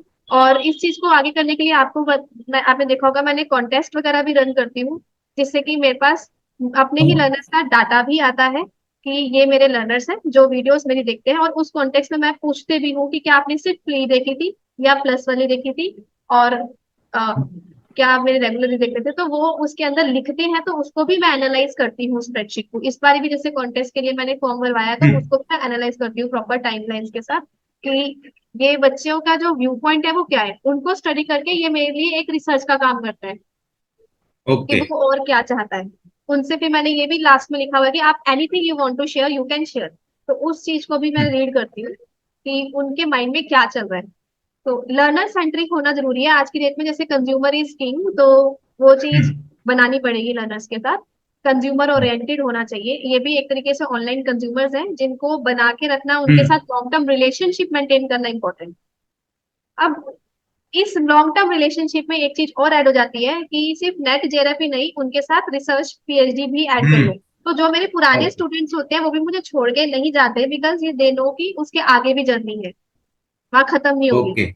यस। हम्म। तो तो इस तरीके हम से। ऐसा बोल सकते हैं कि कंपटीशन जरूर एक चैलेंज है, लेकिन उसको फेस करने के लिए आपने क्या किया है, आपने अपने जो लर्नर्स हैं उनके साथ पर्सनल कांटेक्ट ज्यादा बढ़ा दिया है, आपने उनसे ज्यादा फीडबैक लेना शुरू किया है, और यस। आपने अपने चैनल में एक नया एलिमेंट ऐड किया है जिसमें आप उन्हें पीएचडी और रिसर्च के लिए, आप उनके करियर के लिए गाइड करती हैं। यस। आपने अभी जो लाइब्रेरी शुरू की है उसके होर्डिंग में भी लिखा है करियर गाइडेंस, यस। तो ये भी उसी का हिस्सा है। हाँ जी, बिल्कुल ये भी उसी का हिस्सा है। लेकिन ऑफलाइन में फिर भी मैं अगर आपको बताऊं तो ऑफलाइन में अभी तो, क्योंकि एक महीने में हम जज नहीं कर सकते, अभी रिसेंटली हुआ है, तो एक टाइम देना पड़ता है। तो ऑफलाइन में उतने ज्यादा यूजीसी नेट के सर्कल के एकदम पास में नहीं है। जैसे आज भी मुझे पता था 2-3 किलोमीटर दूर से यूजीसी नेट की आप ऑफलाइन कोचिंग देते हो क्या, बट वहां पर मैं हाँ। सेम ये चीज दे नहीं सकती बिकॉज ऑफ द कॉन्ट्रैक्ट। फिर मैं उनको वहीं पर डाइवर्ट करती हाँ। हूँ कि आपको मुझे कुछ पूछने आना है तो आप आ जाना, बट मैं पढ़ाऊंगी आपको अन अकेडमी पे। तो इस तरीके से फिर कहीं ना कहीं मेरी जो रीच है ना वो अन अकेडमी की वजह से या फिर यूट्यूब और ऑनलाइन की वजह से ज्यादा है। यहाँ पे जो बच्चे पढ़ने आते हैं आज वो छुट्टी पे चले गए हैं सैटरडे को, बाकी वो लोग प्रिपेयर कर रहे हैं यूपीएससी की, तो they are from different stream also, they okay. Just come to study. Yes, कि मुझे बस लाइब्रेरी को यूज करना बिकॉज घर पे पर स्टडी नहीं होती इसलिए। ओके। अब एक और चैलेंज आपके लिए है आपका टाइम मैनेजमेंट, क्योंकि हमने यस। देखा कि प्रीवियस ईयर आपने पीएचडी ज्वाइन किया है एनएसयूटी से, हाँ प्लस जी। आपके अन अकेडमी पे क्लासेस होते हैं, मॉर्निंग 6 o'clock होता है, शाम को 5 बजे होता है, रात को 10 बजे होता है, ये मेजर क्लासेस होते हैं। प्लस आपके चैनल पे रेगुलरली कोई ना कोई अपडेट्स आते रहते हैं, रेगुलरली 9 क्लासेस पे कोई ना कोई कंटेंट आता है। इसके साथ साथ आपको अपना पर्सनल ब्लॉग भी शूट करना होता है। तो यस। ये सारे टाइम को आप कैसे मैनेज करती हैं? टाइम मैनेजमेंट भी एक बड़ा चैलेंज दिख रहा है, इतने अलग अलग प्लेटफॉर्म्स के लिए कंटेंट बनाना, कभी कभी अन अकेडमी के ऐप के लिए बनाना है, कभी अन अकेडमी की चैनल के लिए बनाना है, तो हाँ जी। आप अपना टाइम कैसे मैनेज कर रही हैं? देखो टाइम पीरियड दिखाऊं तो मैं सुबह 6 AM जब क्लास होती है उसके लिए 5:30 अराउंड मैं उठती हूँ, जो भी हमारा मॉर्निंग हम्म। रूटीन है। फिर उसके बाद हम्म। 6 AM से लेकर 8 AM तक क्लास लेती हूँ, 2 घंटे की प्रॉपर क्लास होती है। और उसके हम्म। बाद 1 आवर का ब्रेक में मैं ब्रेकफास्ट करती हूँ। फिर उसके बाद नेक्स्ट क्लास का कंटेंट भी रेडी करती हूँ। 9 AM to 11 AM another class होती है, 9 to 11। तो अच्छा। सुबह 6 बजे से 11 बजे तक का ये टाइम पीरियड है। तब तक हाँ। इसमें मेरा हेल्पिंग हैंड मेरा ब्रदर भी रहता है। मेरी जो लाइब्रेरी है ये हम्म। 8:30 ओपन होनी चाहिए ऑफलाइन, जिधर भी मैं बैठे, हाँ। तो ये वो बाहर से ओपन करके चला जाता है और बच्चों को अंदर बिठा जाता है। Then he go to his हाँ। शॉप, उसकी भी अपनी अलग शॉप है। हम्म। अब ओके। फिर मैं अपने ऊपर आती हूँ कि ये मैंने क्लासेस ले ली 11 तक। 11 के बाद फिर अपने नॉर्मल जो रूटीन वर्क्स होते हैं उसके बाद फिर डिनर करके, सॉरी लंच करके, मैं लंच। लंच जल्दी कर लेती हूँ 12 बजे के आसपास ही। हाँ। फिर मैं कब लाइब्रेरी आती हूँ अगर मुझे यहाँ पे आना होता है तो, क्योंकि यहाँ पे लर्नर्स बैठे होते हम्म। हैं। तो फिर मैं यहाँ बैठ के अपना स्टडी करती हूँ और अपना बनाती हूँ जो भी नोट्स बनाने हैं। और आजकल मैं बुक पे वर्क कर रही हूँ तो मैं यहाँ बैठ के फिर बुक भी बनाती हूँ अपनी। ओके। अब उसके बाद जब टाइम मिलता है देन कुछ कभी कभी आपके जैसे इंटरव्यू मेरे अलाइंड होते हैं, और कभी मेरे खुद के पीएचडी मेंटर मुझे 3 3 आवर्स तक वीडियो जूम वीडियो के थ्रू गाइड करते हैं, क्योंकि उनको भी पता है कि मेरा आना ओके। जाना मुश्किल है। तो थैंकफुली मेरे को हाँ। पीएचडी में भी इतने अच्छे गाइड मिले हैं कि वो इतनी दूर से मेरे को सैटरडे को कभी कभी या संडे को वो मेरे 2 to 3 आवर्स जूम पे गाइड करते हैं। और मैं रिसर्च, ओके। अगर मेरी जूम पे गाइडेंस नहीं होती तो मैं अपनी पीएचडी की रिसर्च करती हूँ। ओके। सो पीएचडी के रिसर्च वर्क में जैसे अभी हमने रिसेंटली एक पेपर बना भी लिया है, जस्ट उसको पब्लिश करना है, लेकिन मेरे मेंटर ऐसे हैं, इतनी सी भी गलती नहीं होनी चाहिए, हर बार थोड़ी थोड़ी गलती निकालते हैं, फिर उसको ठीक करते हैं, फिर करते हैं, ऐसा करके अभी वो गलतियां सुधर रही है, हाँ। तब जाके ही वो फिर जाए। हाँ जी। तो दोपहर में आप अपना पर्सनल पीएचडी और रिसर्च से जुड़ा हुआ काम करती हैं, फिर 5 बजे वापस आपकी क्लास होती है। मेरी 5 बजे क्लास नहीं होती, एक्चुअली पहले होती थी, तो अभी अभी का हाँ। रूटीन बता रही हूँ मैं। कभी कभी मैं देती हूँ, ऐसा वो फिक्स वाला नहीं है, फिक्स वाला मैंने 9 to 11 ही कर दिया है। ठीक है। तो ओके। फिर लाइब्रेरी से जब मैं यहाँ से क्रॉस करके जाती हूँ, तो फिर हो सकता है मेरा टी टाइम शाम हो को जाए। कितने बजे और तक लाइब्रेरी ओपन रहती है? हाँ जी, लाइब्रेरी डिपेंड श- करता है, वैसे अभी तो सुबह की शिफ्ट में बच्चे आ रहे हैं तो 2:30 बजे के आसपास वो चले जाते हैं, और क्योंकि ये न्यू है अभी ज्यादा को पता भी नहीं है, धीरे धीरे हाँ। इसका ग्रोथ होगा। और अगर ये फुल डे हाँ। होगा तो फिर सुबह 8:30 टू इवनिंग 8 तक हो सकता है। हाँ जी, अभी ओके। और बच्चे जुड़ेंगे तो, अब क्योंकि और कोई ज्यादा नहीं होता तो हो सकता है कि मैं फिर 5 PM या 6 PM चली जाती हूँ। ठीक है। ऐसा करके यहाँ से मैं फिर उसके बाद अब घर जाके भी कुछ वीडियोस मेरे को अपने यूट्यूब पे लेना होता है, तो वो भी लेती हूँ। हाँ। बीच में यूट्यूब का हाँ। वीडियो इन बिटवीन कभी भी आ सकता है, क्योंकि जब मुझे टाइम मिलेगा, 11:30 बजे मिलेगा टाइम, रात को 8:30 बजे मिलेगा, हम्म। तो वो बीच में, क्योंकि मुझे कहीं ना कहीं एडजस्ट करना होता है इसलिए। फिर हम्म। उसके बाद रात को 10 to 11 मेरी डेली क्लास होती है एमसीक्यूज की, हम्म। वो भी मैं लेती हूँ। हम्म। फिर 11:30 के आसपास या हो सकता है 12 तक मैं अपना वर्क करके फिर सो जाती हूँ, तो मेरे पास जो टाइम है वो 5.5 घंटे का होता है। 5 to 5:30 आवर्स में सोती हूँ, स्लीपिंग टाइम है मेरा। मतलब ओके। पूरा दिन काम करते वक्त मेरे को ऐसा नहीं लगता कि मैं थकी हुई हूँ। थकी हुई इसलिए नहीं लगता ओके। क्योंकि मुझे करना है, मुझे अंदर से पता है कि आई विल डू। ओके। नहीं करूंगी तो एक चीज को छोड़ना पड़ेगा, जैसे कि मुझे अभी स्टिचिंग फैशन डिजाइनिंग में टाइम नहीं मिलता। अगर टाइम मिल हम्म। सकता, मेरे पास और टाइम होता तो काश मैं कर लेती, उसको ओके। ऐसा तो जबरदस्ती नहीं छोड़ा रीजन की वजह हम से। ऐसा बोल सकते हैं कि काफी सारी चीजें मैनेज करने में आपको पर्सनल लाइफ के लिए टाइम काफी कम मिल रहा है, पर हाँ आप जी। सक्सेसफुली अभी टाइम मैनेज कर पा रही हैं। हाँ जी, और वो खुशी से करती हूँ मैं, ऐसा नहीं है कि मुझे करना पड़ेगा। अगर मैं दूसरों को भी किसी की भी सक्सेस स्टोरी सुनती हूँ, तो उसमें भी मुझे हम्म। यही समझ में आता है कि अपना जो काम है बस करे जाओ करे जाओ, और उसमें अगर हमें ऐसा फील होगा कि ये चीज सही नहीं है तो उसको छोड़ के कुछ और करो। जैसे बीच में मैंने, आपने नोटिस किया होगा, रेस्टोरेंट ओपन किया था, वो भी मैं पूरा तो दिलो जान उसके लगा बारे रही में थी। भी हम डिस्कस करेंगे। हाँ। हाँ, चलो फिर हम तब डिस्कस करेंगे। तो बेसिकली यहाँ पर टाइम का है स्केड्यूल। मैम, जो वीडियोस का कंटेंट है वो आप कैसे डिसाइड करती है कि भाई कौन से टाइम पे मुझे, से फॉर एग्जांपल कल आपका कल या परसों आपका टी टेस्ट और जी टेस्ट और chi square test, parametric non parametric test का वीडियो आया, बीच में आपका लॉजिकल रीजनिंग को लेके वीडियो आया, तो आप कैसे डिसाइड करती हैं कि मुझे इस दिन पे ये वीडियो देना है? जो लर्नर्स का फीडबैक आता है वो कितना इंपॉर्टेंट रोल प्ले करता है टॉपिक डिसाइड करने में कि ये वीडियो मुझे नेक्स्ट पुट अप करना है? रात को 10 PM वाली जो फ्री क्लास होती है उसमें सभी लर्नर्स होते हैं, मैं उनसे पूछती हूँ कि आप बता दो आपको कोई वीडियो चाहिए, तो हम्म। उन्होंने ही मुझे उधर बोला था कि मैम मुझे ये वीडियो चाहिए, टेस्ट करा दो। और वही मुझे हम्म। बहुत टाइम से बोल रहे थे कि स्टैटिस्टिक्स का आपका पार्ट 1 आ गया, पार्ट 2 क्यों नहीं आ रहा है। तो हम्म। उसकी वजह से फिर मैंने ये सेकंड पार्ट की जगह ये टी टेस्ट वगैरह डाला, क्योंकि उसमें मुझे यही कराना था, बच्चे बार बार एक्चुअली टेस्ट पूछना चाह रहे थे उसमें। तो लर्नर्स हम्म। की भी सुननी पड़ती है कंटेंट के टाइम पे। और अभी जैसे टॉपिक वाइज भी आएंगी एग्जाम के टाइम पे, मैराथन हाँ। वीडियोस आएंगी, तो उस चीज को भी हम्म। देखा जाता है। ओके मैम, अब हम ऐसा बोल सकते हैं कि आपका कंटेंट बनाने में आप स्टूडेंट फीडबैक को काफी इंपॉर्टेंस देती हैं, जिसकी वजह से क्या होता है कि स्टूडेंट्स वो वीडियो को देख सकते हैं और उसका जो ऑडियंस है वो वाइड हो सकता है, क्योंकि आप वही प्रिपेयर कर रही हैं जो स्टूडेंट्स ने आपको कहा है। यस। उनके उनको ध्यान में रख के रेगुलर कंटेंट आता है। हाँ जी। जो आप वीडियो का कंटेंट तैयार करती हैं, हमने देखा कि जो पुराना था बिल्कुल पहले 2016 2017 में वीडियोस आते थे उसमें टेक्नोलॉजी का यूज बहुत कम होता था, पर अब आपकी जो हम वीडियोस देखते हैं उसमें आप स्मार्ट बोर्ड यूज कर रही हैं, आप कुछ ऑनलाइन टीचिंग में यूज होने वाले टेक्नोलॉजिकल इंस्ट्रूमेंट्स के बारे में बता सकती हैं जी। कि कौन, अगर से फॉर एग्जांपल किसी को एड्यूप्रेन्योर बनना है यूट्यूब के ऊपर अपना एजुकेशनल चैनल शुरू करना है आज के टाइम पे, क्योंकि आज के टाइम पे सिर्फ पुराने वीडियोस नहीं काम में आएंगे, बच्चों को सामने टीचर को देखना है और स्मार्ट क्लास चाहिए। तो हाँ जी। कौन से ऐसे इक्विपमेंट्स हैं जो आपको मदद करते हैं और होने चाहिए एक एडुप्रेन्योर के पास? अगर किसी को शुरुआत करनी है तो बहुत ज्यादा स्पेंडिंग करने की जरूरत नहीं है। पहले हम्म। आप ओनली अपने लैपटॉप और लैपटॉप के कैमरा, या फिर हो सकता है तो आप लैपटॉप के साथ एक और कैमरा रख सकते हो, जैसे कि मैंने एक लॉजिटेक का कैमरा रखा हुआ है, ये यूज कर सकते हैं। और साथ में आपको ये चाहिए होता है राइटिंग पैड, तो इस हम्म। तरीके से जिससे हम लिख सकते हैं और मार्किंग कर सकते हैं। तो इसको कहते हैं पेन टैब, पेन टैब कहते ओके। हैं।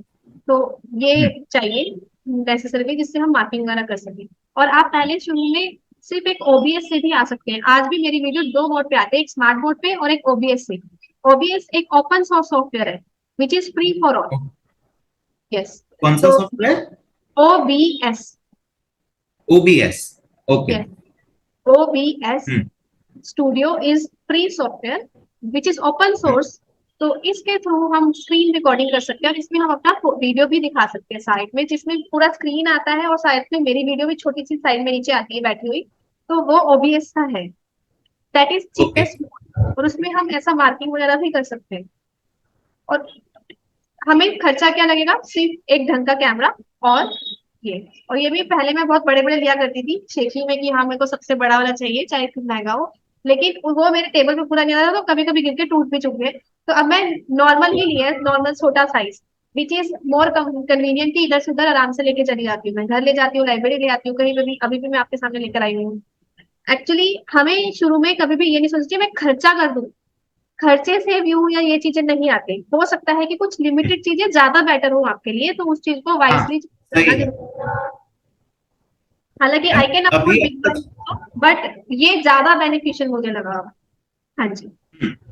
अभी आपका जो स्टूडियो है उसमें कौन से इक्विपमेंट्स हैं जो आप पढ़ाने के लिए यूज करती हैं? नाउ आई आपका आपके घर के ऊपर वाले फ्लोर पे एक सेपरेट स्टूडियो है जहाँ पे यस। आप लेक्चर्स लेती हैं, उसमें कौन से इक्विपमेंट्स हैं? उसके अंदर इक्विपमेंट्स में हम तब आ सकते हैं व्हेन यू अर्न और यू हैव सेविंग्स, बिकॉज वो पूरा सेटअप में 7 to 10 लाख लग सकता है। तो काफी महंगा कितने? सेटअप, 7 से 10 लाख 7 to 10 लाख? तक भी लग सकता है। Yes. For me, that was convenient because that is provided by my company, Unacademy. जब तक मैं ओके। अनअकैडमी पे टीच कर रही हूँ, दैट इज प्रोवाइडेड बाय मी, इसलिए मुझे उस पर ज्यादा स्पेंड नहीं करना पड़ा। मुझे थोड़ा बहुत करना पड़ा है बट ज्यादा नहीं। अब उसके लिए क्या क्या चाहिए, सबसे ऊपर एक एलईडी लाइट्स लगती है ऊपर सीलिंग पे, क्योंकि उसमें लाइटनिंग का बहुत इंपॉर्टेंस है इसलिए। ओके। और दूसरा फिर एक स्मार्ट टीवी है। स्मार्ट टीवी भी आपका 3 to 4 लाख के आसपास आ जाता है। हो सकता है उसे अप एंड डाउन हो, आइडिया दे रही हूँ मैं। फिर एक कैमरा स्टैंड है अच्छा खासा, और कैमरा लगा हुआ है, और वो कैमरा भी हाईली इक्विप्ड है और प्रोफेशनल है। जैसे कैनन का कैमरा है, किसी किसी को अनअकैडमी ने कैनन का कैमरा दिया है, किसी को कोडेक का, या आई थिंक और सोनी का है, सोनी का दिया है। तो वो हाँ। भी बड़े वाले कैमरा था, जैसे हम शादियों में देखते हैं ना वो लेकर घूमते हैं, उस टाइप का बड़ा वाला हाँ। कैमरा है हाँ। वो, कैमरा। एंड उसके बाद उसके अंदर हमें सीपीयू लगता है, जो कंप्यूटर्स के साथ होता है। सीपीयू के साथ उसके अंदर मैजिक, ब्लैक मैजिक एक डिवाइस होता है। ब्लैक मैजिक एक कनेक्टिंग डिवाइस है जो कि हमारे कैमरे के साथ और हमारे लैपटॉप के साथ अटैच होता है। उसके साथ माइक भी चाहिए, तो ओके। एटीएम मनी भी चाहिए, मतलब बहुत सारे ऐसे डिवाइसेस है विच आर रिक्वायर्ड। तो पूरा एक कमरा जो है ना, उसमें आपको वायर्स काफी दिखेंगी। और आप चाहो तो मैं एक रिसेंट वीडियो भी बना सकती हूँ उसमें, अपने जस्ट ब्लॉग टाइप भी आप उसमें भी कैच कर पाओगे। मैं हाँ। बता दूंगी कौन कौन सी चीज है, अगर मेरे से कोई मिस हो गया यू कैन चेक कर। तो ये जो मिनिमम चीजें हैं जो हमें चाहिए स्मार्ट बोर्ड के लिए, तो टीवी में हम लिख के, उससे स्टाइलस पेन होता है उससे लिख के दिखा सकते हैं जी। ओके। तो हम देख सकते हैं कि काफी ज्यादा टेक सेवी स्टूडियो है, स्मार्ट बोर्ड्स हैं, लाइट्स हैं, ब्लैक मैजिक है, सीपीयू है, दो कंप्यूटर्स हैं, कैमरा है। तो हम ऐसा बोल कंप्यूटर में सकते हैं कि जो लैपटॉप है, बट लैपटॉप आपको उसके लिए चाहिए ग्राफिक्स वाला, अदरवाइज नॉर्मल ओके। हम ले सकते थे लैपटॉप। लैपटॉप नॉर्मल हम्म। टीचिंग के लिए चलता है, ओबीएस के लिए जिसके पास कम रिसोर्सेज है। बट यहाँ पे हाँ। ग्राफिक्स वाला चाहिए जो अराउंड अगेन 80,000 से अबव वाला ही काम करेगा, छोटा वाला करेगा ही नहीं। यस। ओके। तो काफी टेक्नोलॉजी एडवांस टीचिंग हो चुकी है। अब हम आपके मार्केटिंग के बारे में आते हैं। आपका मार्केटिंग का एक शुरुआत अगर करें तो सबसे पहले आपने खुद की एक अलग ब्रांड इमेज क्रिएट की है आपके लोगो से। नव क्लासेस का अलग लोगो है और साथ में आपका अलग टैगलाइन है, dream believe act and achieve. वो यस। आपका पेटेंटेड है, कॉपीराइट लिया है उसका? नहीं, मैंने नव क्लासेस पे कॉपीराइट नहीं लिया है, उस पे लोगों पे और उस पे अभी कॉपीराइट नहीं लिया ओके। है, ट्रेडमार्क नहीं लिया है। हाँ जी, बट मैंने अपनी कंपनी के लिए, प्राइवेट लिमिटेड के लिए अप्लाई किया हुआ है, वो हो जाएगा। ओके। तो जब उस पे भी मुझे आना था, नव क्लासेस अब धीरे धीरे प्राइवेट लिमिटेड कंपनी की तरफ बढ़ रहा है। तो यस। जब कंपनी फॉर्म में आपने उसके लिए अप्लाई कर दिया है, तो वो कंपनी के लिए आप यही लोगो रखेंगी? क्योंकि अब ये लोगो काफी रिकॉग्नाइजेबल है कि भाई ये लोगो दिखता है तो पता चल जाता है नव क्लासेस का है। ये इन हाउस है, ये लोगो मेरे ब्रदर ने बनाया है। मैंने अपने अच्छा। ब्रदर को एक आइडिया दिया था कि मुझे लोगो में चाहिए मेरे स्टूडेंट्स और यूजीसी हम्म। नेट जेआरएफ भी लिखा हुआ। तो हम्म। उसने एक्चुअली वो बच्चे हैं जो एक दूसरे का हैंड हाँ। पकड़ के हैं, आई थिंक वो हमें समझ में आता है कि हमने वो लोगो ऐसा बनाया है। तो उस लोगो में ऐसा बच्चों का फेस है और एक हैंड इधर एक हैंड इधर, उन्होंने एक दूसरे को पकड़ा हुआ है ऐसा। तो that logo is created by us और उसमें मेरे ही खुद के हैंड्स है। हम्म। हाँ। तो आपका मार्केटिंग की बात करें तो आपने अपना एक अलग ब्रांड इमेज क्रिएट कर लिया है आपके लोगो और आपके टैगलाइन से। यस, ये बोलना सही रहेगा कि बिल्कुल सही वो रहेगा। आपको एक हाँ जी, डिस्टिंक्ट पहचान दे रहा है, आपके कंपटीटर से आपको अलग कर रहा है। हाँ जी, हाँ जी, बिल्कुल। और इसके साथ साथ आप अपने कंपटीशन के लिए, या कंपटीशन अगर फेस करना है तो मार्केटिंग काफी जरूरी है।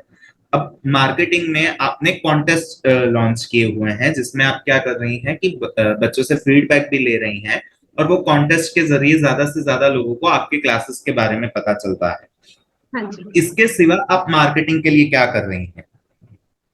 कि जब मैंने शुरुआत की थी तब मैं जस्ट जो फेसबुक होता है, फेसबुक पे पोस्ट डालती थी, अलग अलग ग्रुप हाँ। में ज्वाइन होती थी, ताकि मुझे किसी भी ग्रुप्स हुआ करते थे, पहले भी एग्जिस्ट करते थे, जहाँ पे हम्म। बच्चे अपना पढ़ रहे हैं यूजीसी नेट का, तो उसमें हम्म। मैं अपना कंटेंट डालूं तो वो वीडियो देखा करें।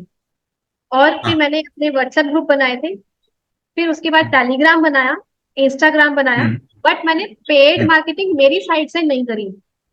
Paid marketing okay. अगर करी है तो वो अनअकैडमी ने की है अपने लेवल पे। हम्म। मैंने मार्केटिंग में खर्च जो है वो मिनिमल रखा है, रिसोर्सेज का खर्च होता है, बट मैंने पेड वाला ना क्लासेस के लिए नहीं किया। हाँ जी, तो इस तो तरीके से आपका जो मार्केटिंग है, मार्केटिंग मॉडल हम बोल सकते हैं कि थोड़ा पब्लिसिटी बेस्ड है, जिसमें आप अपने प्रीवियस लर्नर्स का सक्सेस रिकॉर्ड शेयर करती हैं, या यस, टेलीग्राम पे उनके कोई मैसेजेस हैं तो आप उन्हें शेयर करती हैं। वो एक जरूरी रोल प्ले करता है लोगों तक ये बात पहुंचाने में कि भाई अगर आप क्लासेस ज्वाइन करते हो तो आपका फ्यूचर भी इस तरह सक्सेसफुल हो सकता है। यस, हाँ जी, बिल्कुल। तो सो हम इट्स बोल काइंड ऑफ सकते बहुत हैं कि ज्यादा है। और मैंने खुद पहले बहुत ज्यादा एफर्ट लगाए थे, अब मैं फेसबुक पे जितना पहले हर एक ग्रुप में खुद ज्वाइन होना, ऐसा करना इतना नहीं करती हूँ, बट मैंने अपने प्लेटफॉर्म्स में अपने सोशल मीडिया को बिल्ड किया है। Yes. ओके। तो आपका मार्केटिंग का अब हम ऐसा बोल सकते हैं मेन जो है वो सोशल मीडिया मार्केटिंग है, और सोशल मीडिया पे भी मार्केटिंग के लिए आप कोई कॉस्ट नहीं कर रही, सिर्फ और सिर्फ पब्लिसिटी और वर्ड ऑफ माउथ का आप यूज कर रही हैं, वो स्ट्रॉन्गेस्ट टूल है। टेलीग्राम पे सबसे ज्यादा पोस्ट पे बता के बच्चों के एक्सपीरियंसेस शेयर करके मार्केटिंग आप कर रही हैं। हाँ जी, अब मैम हम आते हैं जब वो टाइम पे जब ऑनलाइन लर्निंग बिल्कुल मैंडेटरी हो गया, क्योंकि हमारी कंट्री में अगर हम देखें तो पहले ऑनलाइन लर्निंग इतना नहीं था। ये ऑनलाइन लर्निंग या एजुकेशनल एप्स को बूस्ट मिला कोविड 19 की वजह से। यस। कोविड 19 का आपके करियर पे कैसा इम्पैक्ट रहा? क्योंकि मैंने कुछ स्टेटिस्टिक्स देखे तो उसमें मुझे पता चला कि आपके चैनल का नव क्लासेस का हाईएस्ट एंगेजमेंट सितंबर 2020 के आसपास रहा। सितंबर और सितंबर से पहले, जब सितंबर में यूजीसी नेट के एग्जाम थे, वो टाइम के आसपास जो व्यूज हैं और जो सब्सक्राइबर्स हैं वो काफी ज्यादा बड़े हैं। तो हाँ जी, आप कोविड 19 का इम्पैक्ट कैसे देख रही हैं आपके करियर पे भी और ओवरऑल एजुकेशन पे? मैं यहाँ पर दो स्टेजेस में देखती हूँ। एक 2016 जब डीमोनेटाइजेशन किया गया था, नोटबंदी, और तब हाँ। डिजिटलाइजेशन या फाइनेंशियल इंक्लूजन को बहुत जोर दिया गया था। तब हम्म। जियो आया था जब इंटरनेट फ्री किया गया था। तो एक वो वाला टाइम भी इम्पोर्टेंट है। हालांकि तब मेरा नया चैनल था, न्यू चैनल था, उसमें आपको ग्रोथ नहीं दिखाई, उतना नंबर्स नहीं दिखाई देगा। बट तब ऑडियंस ऑनलाइन देखने लगी थी, तब ऑनलाइन हाँ। देखने का शुरुआत हुई थी। एक वो बूम था और एक ये कोविड वाला बूम है। तो ये दो बूम है, हम्म, जब ऑडियंस ऑफलाइन से उठ के ऑनलाइन की तरफ आ रही है क्योंकि उसको फ्री इंटरनेट मिल रहा है। दैट वो फ्री भी सीख सकते हैं, उसको पता है यूट्यूब भी एक चीज है, और हमें भी तब पता चला मेनली कि यूट्यूब पे इतने व्यूज वगैरह आ सकते हैं। और दूसरा ये, जब आपका कोविड 19 आया तब अगेन लोग घर पे बैठ गए तो उनको ऑनलाइन ही करना था। तो ये हाँ। दोनों ही काफी ज्यादा इम्पैक्ट करते हैं, because there is always reason कि why people hmm. Are switching toward online. People को स्विच करने हम्म। के लिए ऑनलाइन ये कोविड का लॉकडाउन एक रीजन था जिसमें उनको स्विच करना बहुत पड़ा। बड़ा रीजन। यस। ओके, तो अब कोविड एक 19 ने, मैं और चीज बताना चाहूंगी कि मेरे साथ जो स्टूडेंट जुड़े हैं वो, एक तो ये कि ऑनलाइन स्विच करना पड़ा, और दूसरे ज्यादातर मेरे मेरे साथ जो स्टूडेंट्स हैं वो कुछ ऐसे भी हैं जो गर्ल्स हैं, विमेन हैं, जो कि अगेन कहीं ना कहीं मुझे मेरे जैसे स्टोरी लगती है कि वो घर से जाना अलाउड नहीं है, वो ऑनलाइन करना चाहते हैं। या फिर बॉयज भी ऐसे हैं जो कि इधर से उधर जाने का टाइम वेस्टेज बचाने के लिए ऑनलाइन पढ़ते हैं। तो there are okay, that type of audience also, जो कि टाइम वेस्ट होता है इधर से उधर जाने में, कोचिंग वगैरह में, उसको भी बचाने के लिए आज की डेट में लोगों की मेंटालिटी भी वही हो गई है कि अब वो ऑनलाइन करना चाहते हैं। जी, कि आए ओके। उतने तो आपकी जो ऑडियंस है, हम ऐसा, मैंने भी जो डेटा कलेक्ट हुआ है क्वेश्चनर में, उसमें देखा फीमेल ऑडियंस ज्यादा है ज्यादा है। यस। जनरली। हम्म। तो फीमेल ऑडियंस ज्यादा है, उसमें भी स्पेसिफिकली वो फीमेल्स हैं जो हाउस वाइफ हैं और वो घर से रह के ही पढ़ सकती हैं, वो जी। बाहर नहीं जा सकती, तो उनके लिए आपका चैनल काफी हेल्पफुल साबित हो रहा है। जी। और तो ऐसा हम बोल सकते हैं कि कोविड 19 ने आपके चैनल को एक्सपेंड करने में, व्यूअरशिप देने में काफी मदद की है। भले कोविड 19 काफी खराब था, पर जो ऑनलाइन एजुकेशन है, ऑनलाइन एजुकेटर्स हैं, उनके लिए वो काफी हेल्पफुल साबित हुआ है। यस। इसके साथ साथ मैम, मार्केटिंग की जब बात करते हैं तो मार्केटिंग में कोलैबोरेशंस होते हैं। मैंने आपके अनअकैडमी के कुछ कोर्सेज को गो थ्रू किया, उसमें मैंने देखा है कि आप पेपर वन और कॉमर्स, वो तो दोनों आपके सब्जेक्ट हैं, पर आप पेपर वन के लिए कोलैबोरेशंस करते हैं। जैसे कोई एक ज्योग्राफी के टीचर हैं तो आपने हाँ। उनके साथ मिलकर कोई कोर्स बनाया है, इंग्लिश के टीचर हैं तो उनके साथ मिलकर कोर्स बनाया है। तो क्या ये कोलैबोरेशंस भी आपके रीच को बढ़ाने में मदद करते हैं? यस, बिल्कुल करते हैं, क्योंकि अभी जो कॉन्टेस्ट मैंने निकाला है उसमें मैं बच्चों से पूछती हूँ कि आपका जेआरएफ और आप कौन से सब्जेक्ट से हो। तो there are so many students जिन्होंने अनअकैडमी पे सब्सक्रिप्शन लेके दूसरे सब्जेक्ट्स भी पढ़े हैं, और for paper one they followed my classes. तो वहां हम्म। से भी जो मेरे पास एक, अगर मैं सिर्फ कॉमर्स में जाती तो कॉमर्स की ऑडियंस के अलावा मेरे पास पेपर वन की भी हम्म। ऑडियंस इस वजह से आती है बिकॉज मैं एक कॉमन सब्जेक्ट पढ़ाती हूँ, और हम्म। उनको ये भी यहाँ पर पढ़ने का मौका मिलता है। Collaboration also work in this way. Yes. Collaboration भी आपकी रीच को और आपकी मार्केटिंग में काफी मदद कर रहे हैं। जी। अब मैम, आपका जो 9 क्लासेस है उसमें हमने देखा कि नया इमेजिनेशन के लिए आप कॉन्टेक्चुअल बेसिस पे लोगों को पैसे दे रही हैं, और रिसर्च एंड पीएचडी गाइड पे गौरव सोइन आपके एम्प्लॉय हैं। क्या इनके सिवा कोई टीम है आपकी जो आपको 9 क्लासेस चलाने में मदद कर रही हो? नव क्लासेस पे वीडियोस और कंटेंट मैं ही बनाती हूँ, और कोई नहीं बनाता, मेरे खुद की स्लाइड्स को भी। लेकिन जो क्वेश्चन पेपर जब आते हैं सिर्फ उसको टाइपिंग करवाने के लिए मैं अपने ही स्टूडेंट्स को उनको पेमेंट देती हूँ। मैं हर चीज का, अगर मैंने किसी से कोई हेल्प ली है तो मैंने उसको जेन्यून अमाउंट दिया है। तो अभी भी मेरे ओके। खुद के स्टूडेंट्स उसको टाइप कर रहे हैं, पर मैं उनको पर क्वेश्चन पेमेंट उसकी भी करूंगी। उस करी भी है, जितने क्वेश्चन टाइप करके दे दिए, बस मैं क्वेश्चन टाइपिंग करवाती हूँ क्योंकि इतना सारा टाइपिंग मेरे से अकेले से हो नहीं पाता, इसलिए। तो बाकी आपने कंटेंट टाइपिंग के लिए, बनाना खुद कर। कंटेंट को टाइप करने के लिए काम पे रखा है, हाँ कितने जी, स्टूडेंट्स होंगे?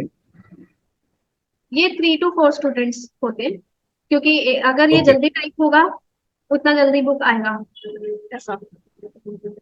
ओके मैम, तो अब हम ऐसा देख रहे हैं कि एजुकेशन में तो आपने सक्सेस ले ली है, फैशन डिजाइनिंग के लिए आपको टाइम नहीं मिल रहा, अब आप अपने ब्रांड को एक्सटेंड करने के बारे में सोच रही हैं। अब उसके रिलेशन में हम क्वींस कप की बात करते हैं कि वो जो है वो इंडस्ट्री अलग है, वो एजुकेशन इंडस्ट्री नहीं है। वो हॉस्पिटैलिटी से जुड़ा हुआ है, तो आप एक्चुअली अपने मैंने ब्रांड भी को दूसरी इंडस्ट्रीज में एक्सटेंड करना चाहती हैं? नहीं, एक्चुअली हुआ क्या है कि मैंने एक डिफरेंट इंडस्ट्री में कदम रखा था अपने रेस्टोरेंट हम्म, वाले में, बट अभी वो हम्म। मैंने क्लोज कर दिया है।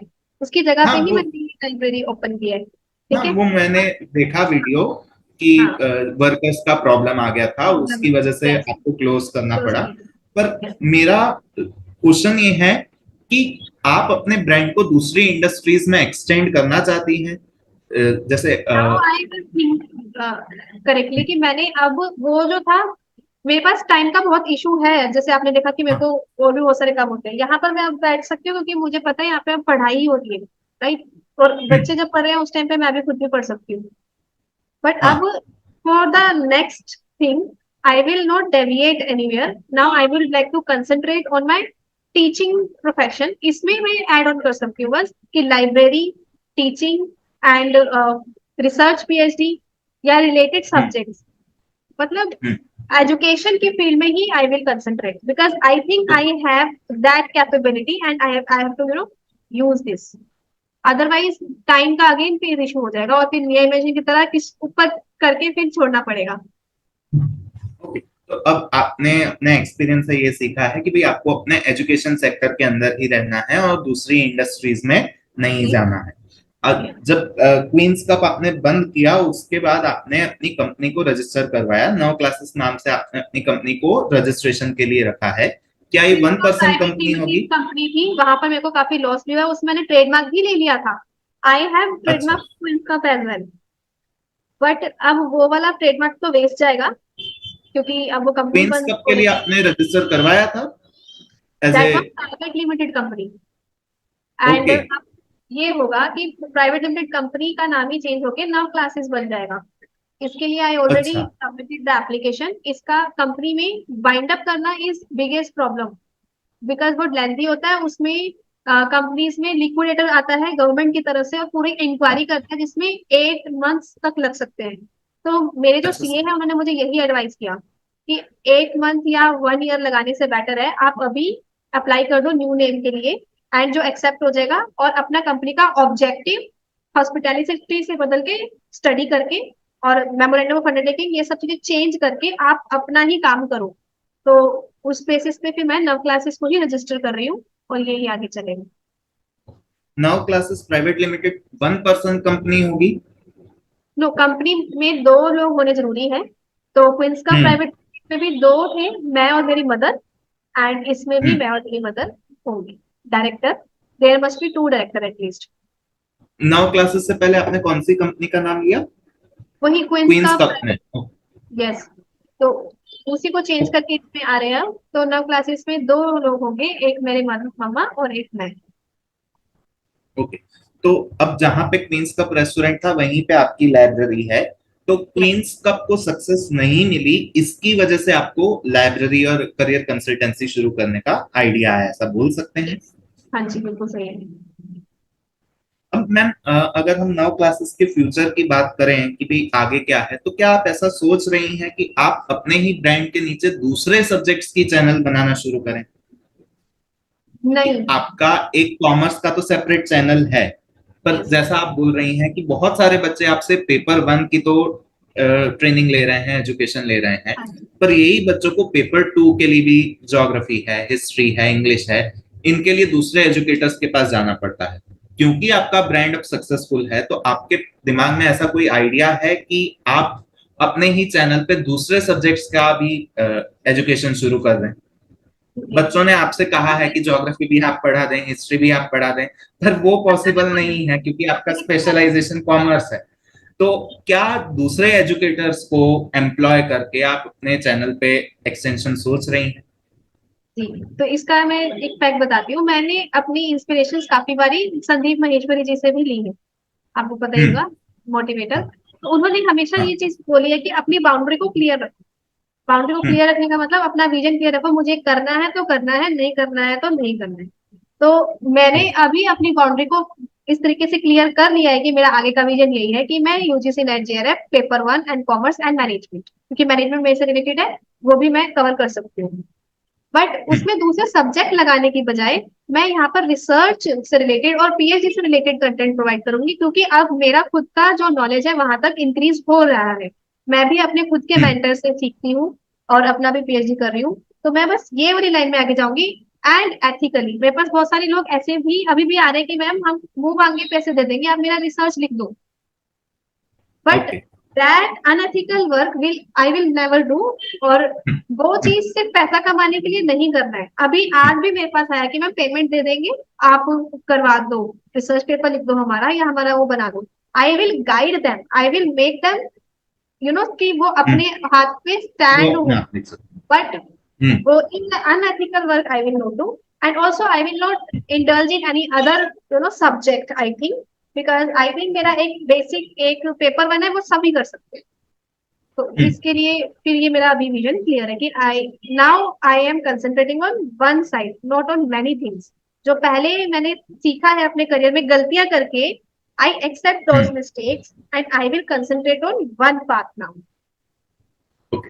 तो हम ऐसा बोल सकते हैं कि नाउ क्लासेस में फ्यूचर में हमें सिर्फ और सिर्फ paper one, paper two commerce management और जो कंटेंट एडिशन में आएगा वो रिसर्च की गाइडेंस से जुड़ा हुआ होगा। तो नाउ क्लासेस के फ्यूचर में हम ये देख रहे हैं कि रिसर्च गाइडेंस से जुड़ा हुआ कंटेंट बढ़ने वाला है। That is the future of now classes. और इसका now classes. Computer guidance, like इसके अंदर डाटा टूल्स वगैरह चाहिए रिसर्च के लिए, तो वो कंप्यूटर रिलेटेड कोर्सेज भी हो सकता है आए, वो भी कहीं ना कहीं इससे लिंक है। यस। नाउ क्लासेस, जब नाउ क्लासेस प्राइवेट लिमिटेड बन जाएगा उसके बाद कोई मेजर चेंज आपके ध्यान में है कि हाँ ये चेंज होने वाला है?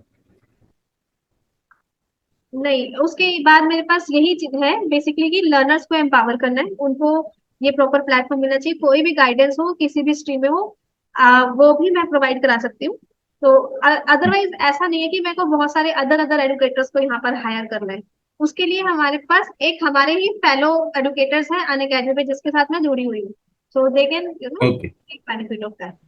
उन्हीं को अपने अंदर दोबारा हायर करने की डबल ईयर लगाने के लिए नहीं है। ओके मैम, आपको पढ़ाते हुए 10 इयर्स हो गए हैं, तो आप मुझे बता सकते हैं कि आपने कौन सी एज में शुरू किया था? आप कितने साल की थी जब आपने निया इमेजिनेशन पे अपना पहला वीडियो अपलोड किया था? सो निया इमेजिनेशन यूट्यूब के बजाय, वैसे मैंने अपना जो पढ़ाने का टीचिंग का है करियर वो 2012 से शुरू किया हुआ है। Yes. Okay. And my date of birth is 1991। Okay. Yes. So you तो कैन आप कैलकुलेट अकॉर्डिंग। 22-23 इयर्स की यंग एज पे आपने शुरू कर दिया है पढ़ाना। यस, हाँ जी, हाँ जी, ऐसा कह सकते हैं। उसकी वजह से भी फायदा मिला। मैम एक लास्ट क्वेश्चन है हमारा, फिर हम फिनिश करेंगे। आपका मोटो है आपके ब्रांड का, dream believe act and achieve. आप Yes. उसके बारे में हमें कुछ बताएं, फिर हम इंटरव्यू एंड करते हैं। वो कैसे आपने सोचा? इसको इंटरप्रेट कैसे करेंगे, है ना? अ, हम आपके टैगलाइन पे थे, dream believe act and achieve. आप उसके बारे में हमें कुछ बताएं, ये आपने कैसे सोचा? जी। कुछ इसी की तरह जैसे सपने हम देखते हैं, मतलब क्लास में ही ना बहुत सारी चीजें ऐसी हैं जो क्लास में लर्नर्स के साथ बनी है। जैसे एग्जाम्पल के हम्म। लिए मैं एक मॉडल पढ़ाती हूँ उनको, टेक्सोनॉमीज। टेक्सोनॉमीज में हम्म। देव की टेक्सोनॉमी है कि कैसे हम्म। एक बच्चा अपने पेरेंट्स से कार चलानी सीखता है, बाइक चलानी सीखता है, साइकोलॉजिकल डेवलपमेंट कैसे करता है। तो साइकोलॉजिकल डेवलपमेंट में ही आगे जाके ये होता है कि शुरू शुरू में बच्चा जब सीखता है तो बस एक्टिंग करता है, रूम हम्म। रूम या ब्रूम ब्रूम। हम्म। तो मेरे हम्म। क्लास में जो बच्चे 1 2 3 रिफ्रेश में ब्रूम ब्रूम बोलते हैं ना, वो एक्चुअली हाँ। स्टोरी समझा रही थी। मैंने खुद ब्रूम ब्रूम कभी नहीं बनाया। उन लोगों ने हाँ। स्टोरी पकड़ के मेरी एक्टिंग अच्छी लगी तो उन्होंने अब ये करना शुरू कर दिया कि मैम जब भी हम लोग बीच में बोरिंग लगने लग जाता है, या हम मेरी 2 आवर्स की क्लास होती है लेकिन हमेशा 1 घंटे के बाद जो ब्रेक होता है उसमें, ब्रेक के बाद जब हम रिफ्रेश होते हैं तो फिर हमेशा ये करते हैं 1 2 3 ब्रूम ब्रूम। इसी तरीके से हम्म। जब मैं लर्नर्स के साथ जब इंटरव्यू वगैरह लेती थी, ठीक है, तो वो कहते थे कि मैम हमारा सपना साकार हुआ है, इस तरीके से। तो ये चीजें धीरे धीरे अपने आप ही बिल्ड हुई है। ड्रीम, अपना सपना देखो। जब सपने हम्म। देखेंगे तो उसके ऊपर विश्वास करो कि हम कर सकते हैं। जब आपको अपने हम्म। ऊपर बिलीव होगा कि यस वी कैन डू, तो हमें उसके लिए पढ़ाई करनी है खाली। फिर यहाँ पर मेरे को एक और बुक भी बहुत अच्छी लगती है, द सीक्रेट, वो सभी को पता बस होगा। सीख लें। हाँ। यस।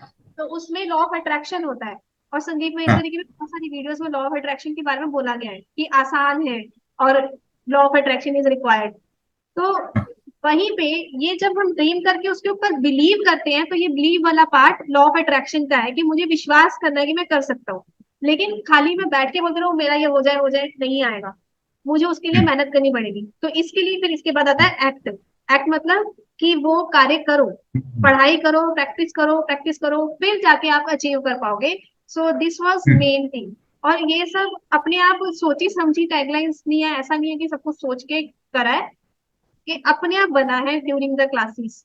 जब लर्नर्स के साथ हम इंटरेक्ट करते हैं, कुछ चीजें लर्नर बना देते हैं, कुछ चीजें मैं मिक्स कर देती हूँ उसकी। ओके, तो आपका जो टैग लाइन है dream believe act and achieve, उसको बनाने में उसका आइडिया आपको आपके लर्नर्स और आपकी जो बुक है फेवरेट द सीक्रेट से आया है। यस। अब मैम, हम एंड की तरफ जा रहे हैं। आपको, आप क्योंकि इंडिया में एजुकेशन और एंटरप्रेन्योर को कंबाइन करके जो एड्यूप्रेन्योर बना है उसमें आप one of the leading names हैं, तो आपके हिसाब से अगर आपको सक्सेसफुल एड्यूप्रेन्योर बनना है तो उसके लिए कौन सी क्वालिटीज होनी चाहिए? अगर किसी को सक्सेसफुल एड्यूप्रेन्योर बनना है तो उसके पास कौन सी क्वालिटीज होनी चाहिए आपके हिसाब से? सो बेसिकली सबसे पहले तो आपको एडुप्रेनर बनने के लिए, अगर आप ये ऑनलाइन की बात कर रहे हो या कैसे भी, ऑफलाइन ऑनलाइन दोनों, आई थिंक एडुप्रेनर कोई तो भी दोनों हो सकते हैं, है ना? एंटरप्रेन्योर कोई भी हो सकता है। ऑफलाइन मोड में भी जो लोग प्राइवेट स्कूल्स चला रहे हैं या यस। गवर्नमेंट स्कूल्स को प्रॉफिट मॉडल की तरफ लेके जा रहे हैं, वो भी एड्यूप्रेन्योर्स हैं। तो यस। किसी को भी अगर एड्यूप्रेन्योर बनना है तो उसके पास क्या क्वालिटीज होनी चाहिए? सो क्वालिटीज के लिए सबसे पहले अपना विजन क्लियर होना चाहिए कि मुझे एक्चुअली कौन काम करना क्या है। जैसे काफी बार हम हम्म, मिस्टेक करके अपना विजन क्लियर कर पाते हैं कि मेरा हम्म, एक्चुअल विजन अब ये है, अब इस पे भटकना नहीं है। तो we should be clear about our boundaries and vision. Then you should be hmm, consistent.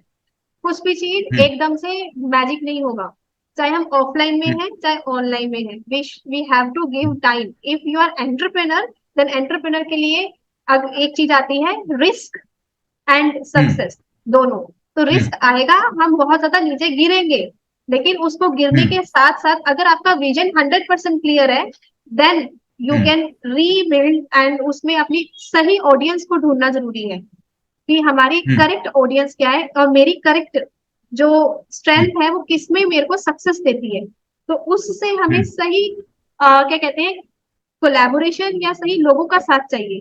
जैसे बाई चांस हम्म, मेरे साथ अन अकेडमी का साथ जुड़ गया, यही साथ अगर हम्म, हो सकता तो शायद स्टिचिंग वाले चैनल में भी किसी और का जुड़ सकता था, बट वहां नहीं, मेरे वायर्स यहाँ स्ट्रांग जुड़े।